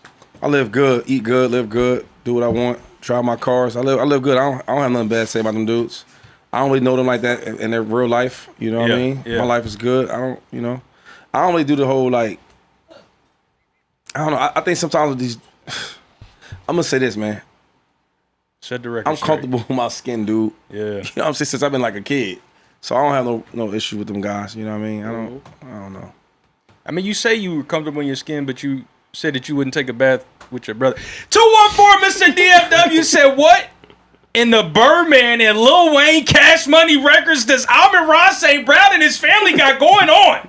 I'm checking out to the next topic. For those of y'all that don't know, Birdman and Wayne had an infamous picture. I think it was at the BET Awards. They kissed each other on the mouth. They're not related, so I think that's even weirder because they're not actually father and son. But that is Acho's homie, so I'm gonna be respectful. The Game 71684 said my first super chat. Haven't missed the show since y'all started.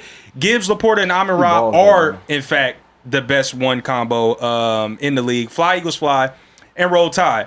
Sympathy said, I got 5 kids, 2 girls and 3 boys. I've never kissed them on the lips. Kissing on the lips is crazy. Aim for the forehead or something. Bro said aim like they're just accidentally kissing on the lips. That's crazy. IG Legit said, Speakeasy, say a prayer for St. Brown. Imagine being a little kid sneaking and hearing your parents get busy, and then the next day, and you got to lock them things with mom and dad. I'm so happy I've never heard my parents ever get busy. I'm telling you, that's crazy. Yeah. Insane. Is that what the 2-parent household is like? Y'all be hearing y'all parents get busy? Shady Acho, y'all heard that before? That's wild. I never have, which is crazy that you see it on like TV shows. Yeah. But I guess you have a teenage daughter. I do. How do you navigate? I think she's watching the show right now. I'm a plead the fifth. I'm a Dr. Fauci that one. Your daughter, does she live with you? You said what? Your oldest daughter, does she live with you? She's with me all summer and then during all her school breaks. So almost half the year. But school breaks means those are romantic times of year. Thanksgiving, Emmanuel, Christmas. Oh damn! And I'll never call you. And I'll never call you Emmanuel. I never heard my parents. I never heard my parents getting busy. I'm trying to put me on game. One day I want to be married. I'll tell you like what. You, I want to have kids. Understood. And when you get to that day, you figure out how to navigate the waters. Till then, don't worry about me and my wife or what we got going on, brother. I'm not saying. I'm just saying. Amon-Ra St. Bruh has a crazy family dynamic. And did I hear 5 o'clock Shadow say he kissed a girl with slight facial hair? What's happening here? Anyway, can we switch topics? Another MJ LeBron debate. Pay social LV. We should do another MJ Don't like LeBron this. debate. Me and Shady almost got into one last night. What happened? After the show. Oh, MJ LeBron, yeah. Yeah, what age you say he's talking kiss at 8? Bring him out in the mouth. He said 8. 6 or 7. I said like 6 or 7. Shady gonna add years, bro. He's gonna text it. He gonna text it I'm every gonna be in time. high school by the end of the night. He gonna By the text end it of the every show. time. I'm learning. The more he tell me about his childhood, I can tell he's the only child.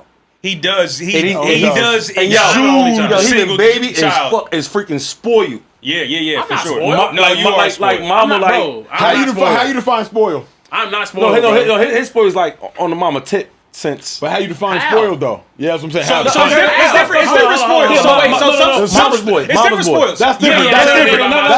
No, not spoiled. I'm gonna say mama's gonna boy. tell me But he's a mama's mama's boy. boys are typically spoiled, and I'm a mama's boy. And I'm a mama's boy to death. To the boy, don't To the death. I don't swear to play God. about my mama. Yeah. What? That's the my only thing daddy don't get to play about my mama. That's Nobody can play about like. Yeah. But there's different levels. You got like silver spoon spoiled.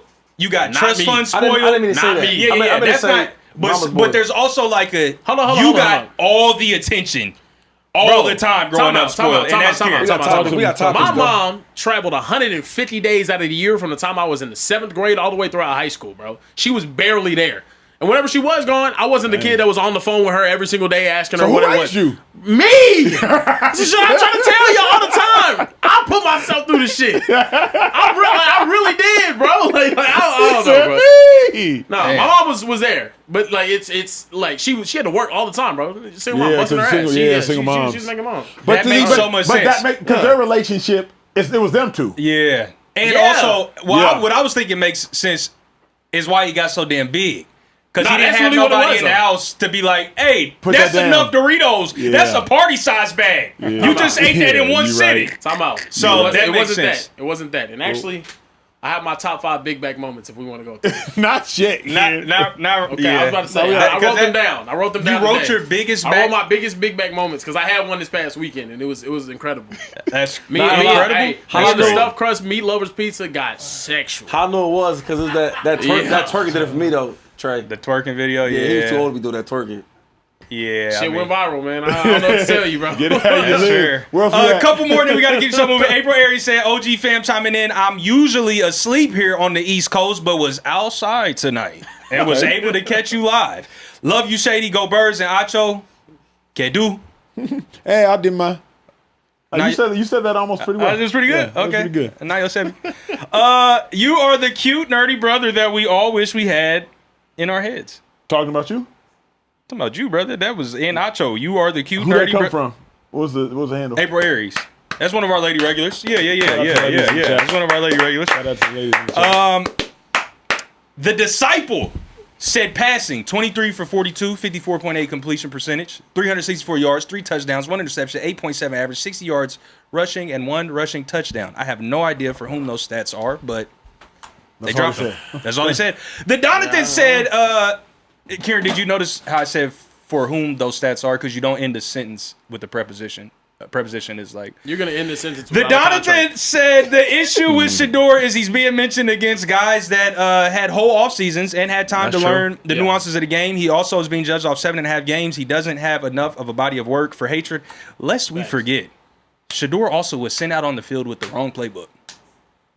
Yeah, remember. The guy just had some bad shit happen to him. Game Killer 619 said the narrative on Sanders is crazy. Let him play a full season. People are trying to compare him to his father. Let him make his own legacy. I feel like we're going to do the same for Archie when he enters the league. You know, Arch going to be generational. Karma Bangum said, what was Carebear kissing over there? Was he getting prepared for an Amon-Ra meet and greet? That is crazy. How many more blocks? We all saw you, brother. We saw you hugging yourself wasn't, and making bro. out behind the bar. no. Lady Super I get Chatter busy with me. here. I'm Oh, not shout gonna out to Karma Bangum, Lady Super Chatter. She said, we so go. proud of you, gentlemen. Shout out the guys in the back. Rome Q, the overlay. Oh, wow. Oh, wow. That's Hey, crazy. They was on it. They was on it. Next time, get me off the camera for y'all do that bullshit. Last one before we keep the show moving. J Ham 2020 said, God is good. All the time. God is great. And all the time. God is God is great. good. God is great. All the time. The Bills have added to their defense the past couple years in the draft with promising pieces like Deion Walker, added Bradley Chubb, What's that cornerback they and got? CJ GJ in free agency with other pieces for the new 31? DC, Jim Leonard, finally I changing don't remember his name. the fate. Fair. Gotcha. Yep. Green 18! Wide 80! 23's the mic! It's time we talk about the quarterback position. It's time we talk about the Chicago Bears. It's time we almost talk sound about like you knew football, what he was man. doing, I'm Shady. tired of that That's pretty soft good. ass Trey over there talking about chats and whatnot and kissing people. Let's talk about some football. Let's talk about the offensive line. Darnell Wright signing a $29 million a year contract, the highest guarantee ever for an offensive lineman at $93 million. The Bears Love it. all-pro right tackle just reset the market, giving Caleb Williams another 4 years of his favorite offensive line and protector. Also, DeAndre Swift was asked who was the most improved player in the Bears camp this season, and this is a very encouraging sign. He said, just seeing his poise right now, his process. I'm here pretty early, so I see things, little things that he's doing daily, second year in the system. I just like his approach right now, his focus, while talking about one Caleb Williams, the number 1 overall pick heading into year 3, is being cited as the Bears' most improved player by their starting running back. What would a successful season look like for Caleb Williams and the Bears this year for you guys? Caleb Williams should go to the NFC Championship game. That's success. Yeah. Anything less to me is unsuccessful. The Bears now have all the pieces that they need to get there. It's what Ben Johnson had with the Detroit Lions. Ben Johnson had a really good tight end in Sam Laporta. You have a really good tight end in Colston Loveland. Ben Johnson had a really good running back duo with Jahmyr Gibbs, David Montgomery. It's not the same, but you have a good running back duo real with Kyle effective. Monungai and DeAndre Swift.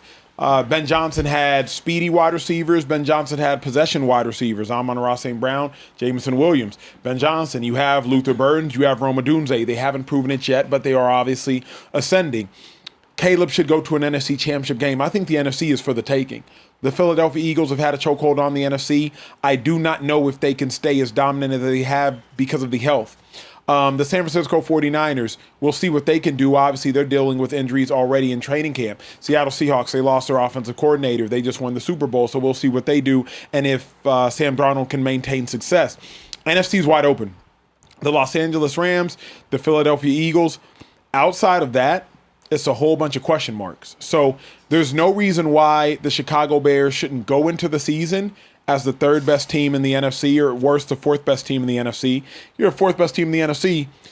You should finish the season as a top 2 team in the NFC. So for my money, 2-5, I think anything less than an NFC championship game would be disappointing for the Chicago Bears. We finally agree on something. I think the same thing.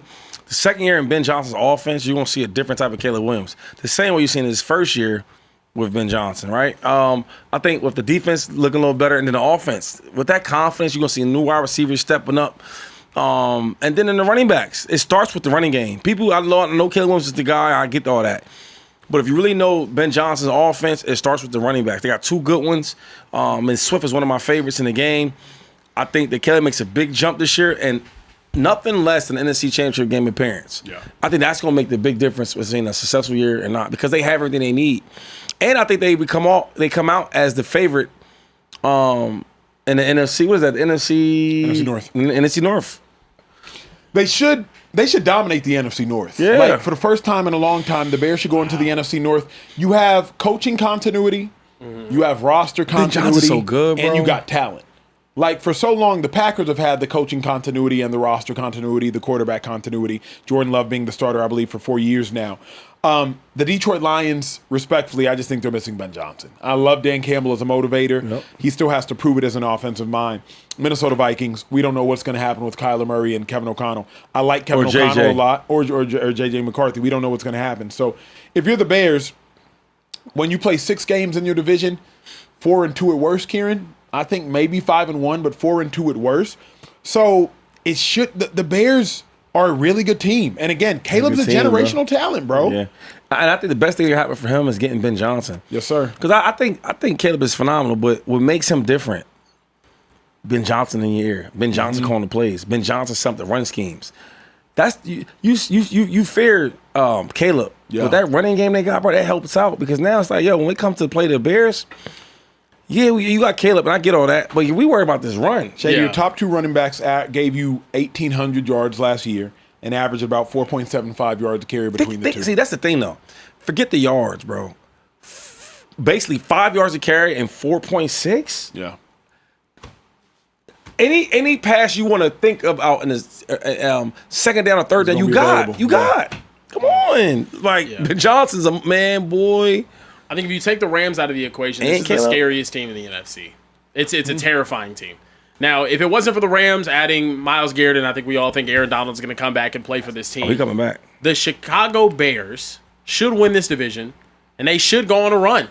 And I like the way that Caleb Williams looked to close out the season last year. It was unbelievable. And it was the way it looked, though, too. It was special. It was, hey, we're going to be in these shootouts. Defensively, we're not really where we need to be. It's year 1 under Ben Johnson, but late in these games, let me put the team on my back and go carry us to victory. And you saw it time and time and time again. Caleb Williams is a gamer. He is clutch. He is a generational talent, in my opinion. I think we throw that word around a lot, but I think in terms of his ability to find any sort of throw, make any sort of play happen, he's special. And this Bears team is a team that offensively, I can't believe I'm saying that, but Ben Johnson has essentially turned around one of the worst teams in the modern era of football offensively into an absolute juggernaut right now. They're running the ball all over everybody. They're gonna have one of the most talented quarterbacks, and now I think the only missing piece for them, obviously they added a lot to their defense. They got Kobe Bryant. They ended up getting Devin Bush from the Browns. They have some pieces to replace Tremaine Edmonds as he left and went to the Giants.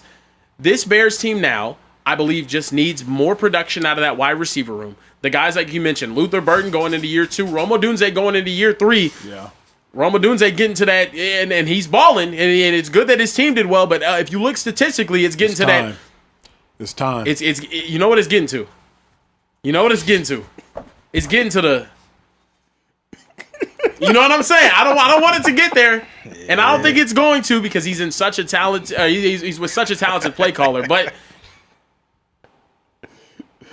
It's getting there. It's getting there. So I just don't want that to happen right now. I love what the Bears look like going. The only thing about the Bears is defensively, when you compare their players to other players in the NFC, they just pale in comparison. Like T.J. Edwards, good player. Devin Bush, good player. Cornerback, really good player. Jalen Johnson, really good player. But you think about the Eagles, Jalen Carter, Cooper DeJean, Quinyon Mitchell. You think about the Rams, Myles Garrett, Trent McDuffie. They got dudes that Shady McCoy and the offense would have to circle. Yeah. The Bears don't really have anybody that you have to circle. Like the Bears don't have a guy that, hey, we need to make sure we account for him on every single play defensively. They don't have anybody like that. So I like what they're doing on defense. Montez Sweat, good player. Grady Jarrett, good player. But Kobe Bryant, I think he has an injury. He just got hurt. He's going to miss like 10 weeks or something like that. Come playoff time, you're going to have him. And I love the fact you have that Al Harris coach defensive backfield. That's unbelievable. But in a world where 3rd and 6, I need to play, Myles Garrett will get it. 3rd and 5, I need to play, Jalen Carter will get it. 3rd and 5, I need to play. Who on the Bears is going to make it, Kieran? Like, who? I just don't know that they have that guy where, Green Bay Packers, Micah Parsons, he's going to do it. You saw it last year, though. It was Colson Loveland, and it was Luther Burden. Then it was Caleb with his legs. Offensively. Then it was offensively. That's what happens. And but I think you have the number one, draft pick, Caleb Williams. Where put the team on your back. There's times where he did that. Mm-hmm. Defense, got some stops here and there, and when they did, Caleb Williams went to work. Remind me how they lost. I remember Packers miracle back foot. So they played the Rams. Game started like snowing. It was cold in Chicago. They play the Rams. They go to overtime with the Rams after the miracle 4th and 17 catch. They end up going to overtime. DJ Moore's coming across the field. He ends up taking an angle a little bit more north. Yes. Caleb rolls out and he throws an interception. That's where the game ended for them. Rams go back down the field. I think they made a field goal or something. It's because you have a really good year. Stuff like that, people forget. Mm-hmm. But if you didn't have a good year, they're going to talk about that. Remember he threw the pick and sealed the game? His first trip to the playoffs, though, you're in the divisional, and you're a couple of plays away from beating a team that everybody's going to pick. For me, it's Ben Johnson is what really makes this team great. Because roster alone, they're cool. But roster alone, they're not. I'm excited to watch Bears football. Yes. Think about that. I'm excited to watch a quarterback play for the Bears. A team but that's I don't think ever had a 4,000 yard pass. The more I think about it, bruh, Ben Johnson's doing this. Bears are cool. Ben is unbelievable. He's unbelievable. Good running back. And I think that's also the other reason why I'm confident in them in the division. Ben Johnson loves to whoop Mike LaFleur's ass. He does, bro. He loves it. Or is it Mike or Matt? Is Mike in Arizona? They're brothers. I don't know. Matt LaFleur's of the Packers. Mike is in Arizona. No. He loves whooping his ass. He loves it. And it's hilarious to watch because they have real beef, and I love when coaches have real beef. Last question before we get out of here and get to Super Chats. If y'all have any Super Chats, drop them right now. What would be a successful season for Caleb specifically? Should he be an MVP conversation? Should he be an MVP finalist? He should be in MVP conversations. Heading into year 3, I'm expecting you in year 2 with Ben and year 3 of your career to take the next jump. If he closes out the year like he did this past season, he should be in MVP conversations. And I'll tell you why. Not only statistically is he going to be better than he was last year, in my opinion, or even somewhat similar, your team should win 13 to 14 games. I think they're that good. And if that happens, they can be that good. And if that happens and Caleb plays the way that Caleb plays, you have to be in the MVP conversation. You have to. Very well said. Yep. Hey, beautiful people, we got over 5,000 of y'all in here right now. We're about to get to the Super Chats. If you have anything to say, now is your time. Got about 8 minutes left of show, so drop any final Super Chats. Speak now, forever hold your peace. If we have entertained you for the last 10 minutes, 20 minutes, 30 minutes, 2 hours, whatever the case may be, consider joining the Speakeasy family. It's very simple. Just hit the subscribe button. After you hit the subscribe button, hit the like button. Let us know you enjoyed the content, and it pushes us further into the algorithm algorithm so more people can enjoy the show. During the NFL season, it's about to go crazy, so we want to pay specific love to those of y'all that are watching right now in the off season. We're here Sunday to Thursday, 2 hours, 8:15 p.m. Pacific time, just to make sure you're entertained and can give y'all a little bit of an escape from life. So hit that subscribe button, whatever you're doing right now. Grab your phone, hit the remote on the clicker, hit the subscribe button, show us some love. We're going to get to some super chats, make sure y'all feel heard, feel loved, feel respected. Then we're out the show. Absolutely. Let's get to it. Jalen Gator 7 said, what position on each side of the ball would y'all... we already read that one. Maybe sent it twice on accident. JoJo said, is the 2025 Seahawks a top 5 team in NFL history? What? BBNG23 said, I'm going to keep it a buck. Just saw Shady's take on Ryan Clark. Thank you for being honest and keeping it 100. Don't let the soft-ass individuals contaminate you with their bad takes. Is he talking about us? Hashtag Shady Real. Wow. Keep it real, homie. He said soft-ass individuals contaminating them. You know Shady's the stone cold cultural superhero. Karma Bangum said, Acho and Shady... I lost both my parents at the age of 30. Sorry to hear that, Karma. That's just one of our lady regulars. She's new to the super chats. She lost them by the time she turned 30 or in the year, like at 30? She said at the age of 30, which it leads me to believe like maybe both at the same time. Yeah, that is tough. Definitely sorry to hear that. She said, I recently just sold my childhood home and bought my own. Oh, good for you. Congratulations. That's real. Good for you. That's huge. That's a major accomplishment. She goes on to say, I have $60,000 in my pocket and I feel lost. What should I do with it? I don't want to let them down with this gift. So it sounds like her parents left her some sort of inheritance is now in flex cash. on all of your day ones. Nah, I got some On every single one of them. On all your day ones, flex on them. Let's do a flip. Pull it all out in cash. Yeah, hit a money spread here all the way across to the other side. Look at your day ones, like the people that have been there for you from the very beginning, and give them 2 birds. Say, get your money up. That's what I would do, personally. I think, like Shady said, flip it. I think real estate's typically a wise. You can't say that after that. You gotta say that was crazy, though. No, y'all should give us some real advice. Go ahead. Nah, I mean, real estate's a wise investment. Texas area is a really wise investment, especially like the greater Dallas area. But honestly, just pray about it. Yeah, prayer's always good. I'm gonna give you some, as the only qualified individual up here to speak on financial, literacy, as I once worked in that industry. I would actually have to caution against real estate simply because if you don't have somebody that can handhold you and with experience, you could easily go from 60 to 0 real quick. I think a better investment, you need to open up a Roth IRA. You need to contribute the maximum per year. You can also, in this calendar year, make contributions for prior years, so you can get you almost $15,000 in immediately. Invest in maybe some mutual funds, maybe some stocks that you believe in can bring you value, because the value to a Roth IRA, this is free game, by the way, that grows tax-free in that account. And once you reach normal retirement age, then you can withdraw all of that money. If your $15,000 investment has grown to $500,000 because you found the next Amazon, all of that money comes out tax-free when it comes time to dispersing your normal retirement age. That's real financial advice. Or buy a Rolex Daytona and it might appreciate over a couple of years, and use that to flex on your day ones. Top Shot has said, can we load up the Young Miami track for Mr. LV, a.k.a. Spin That Shit. Spin that shit. Spin that shit. Carebear, if wifey's watching, you have 24 hours to respond. Who, your wifey? Your wifey. I have 24 hours to respond. What? I dropped the bag on my wifey. Know what's going on. If yours is watching, you got 24 hours. Now, you just did all that. Oh, I'm flexing this. Your wife just gave birth to a human being. She did. No, that's not gonna happen. But your lady if my girl gives birth to my child, then yeah, of course I'm gonna get her. But your lady's something amazing. Way nicer than the Louis V bag. But your lady's amazing. She's something like way nicer because I got more. You bread. come in much happier to work. I'm just better. I'm flexing on you. You come in. No, I'm playing. It's a very nice, sweet gesture. We better. Thank you, man. Yeah, it's crazy. I do know where boys live, though. Keep that in mind.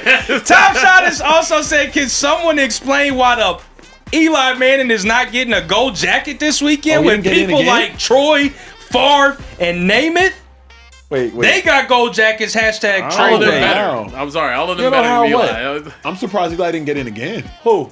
Eli. His last name Manning. I thought they would have for sure just put Yeah, him in. was he on- ever first team? Let's go through the guys that we're getting no in this All-Pros?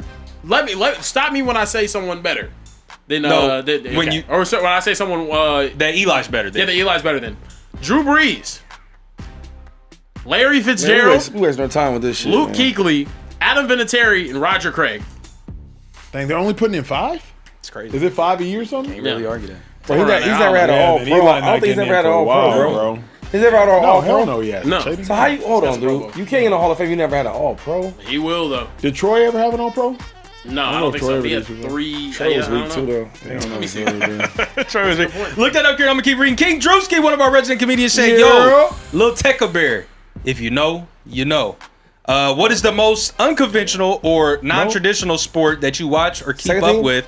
Mine is armored MMA. Armored MMA is lit. Now look, this is the two that I'm into right now, both in the like 2-wheel category, right? So one, motocross. I'm watching outdoor motocross and MXGP. Shout out Lucas Coonan. Hopefully he gets healthy. Jet Lawrence. He's in a tight championship battle with his brother. And then also in cycling, Tadej Pogacar. He won his 5th Tour de France. He's going to catch Lance Armstrong for the most Tour de France victories of all time. And he's going to do the Vuelta this year. Probably going to be one of the greatest seasons in cycling history for Tadej Pogacar. So yeah. You know, I know sports. You can look true. all But that see, up. Shady, that's a non-athlete. You could tell because he named 2 sports that you don't physically. You sit on a Bro, bike bro. and you just ride. I didn't but even like, look at him. He started You talking know, about physically, like, it's crazy. Like come you on, just man. you ride a gas-powered motorcycle around a dirt track. Bro, Like you're cycling, just, you you're ride it up lazy. Come on, you're Trey. lazy. Go ahead, Trey. Go do your You ride thing. it up a Do your mountain. thing, Trey. You're Come on. lazy, bro. Do your Yeah, thing. Do your Cyclists thing. ride it up Out a here, man. mountain. With JoJo said they have thank a you. great argument to be top 5. I don't know what that means. That was because what was his the Seattle Seattle. Seahawks, the 2020. No, they he said don't. they have They a have a great terrible argument to be top 5 in NFL history. That's just, Nobody thinks that. Nobody, Nobody. literally. Not anybody With but Sam Seattle Darnold fans. at the helm. Not even the I non-athletes don't believe think that. that's the best Yeah, Seattle yeah. team to win a Super Bowl. I don't think that Seattle team is better than the Seattle team that lost in the Super Bowl. That's fair. That's fair. Listen, that's all I got in the super chat. Better than Kieran, that do Hasselbeck your one, but yeah. thing, dog. Look, we appreciate you guys. We do. Shout out to Very Tadej much. Pogacar for competing in La Vuelta, aspiring. Bro, It's gonna come be on. very good. It's gonna be awesome. I don't We care don't what care. Trey says. Yeah. Trey never played sports at any sort of level. Third show of the I week. appreciate you guys Third for show of watching. the week. We do. All of It's us been do. me. Show of the week. It's been him. These guys were also here. And shout out the guys in the back. Shout out to the gang in the back. We'll see you Producer guys next Roll time. today. Show Didn't of get the on my week. nerves. 11:15 p.m. Eastern, Third 10:15 show p.m. of- Central, third 8:15 p.m. show Pacific time. of- Here on third Speakeasy, show we of don't the respect week. Mountain Time. We'll see you guys next time. Third show of the week. Hey. Third show of the week. Okay. All right, this is crazy.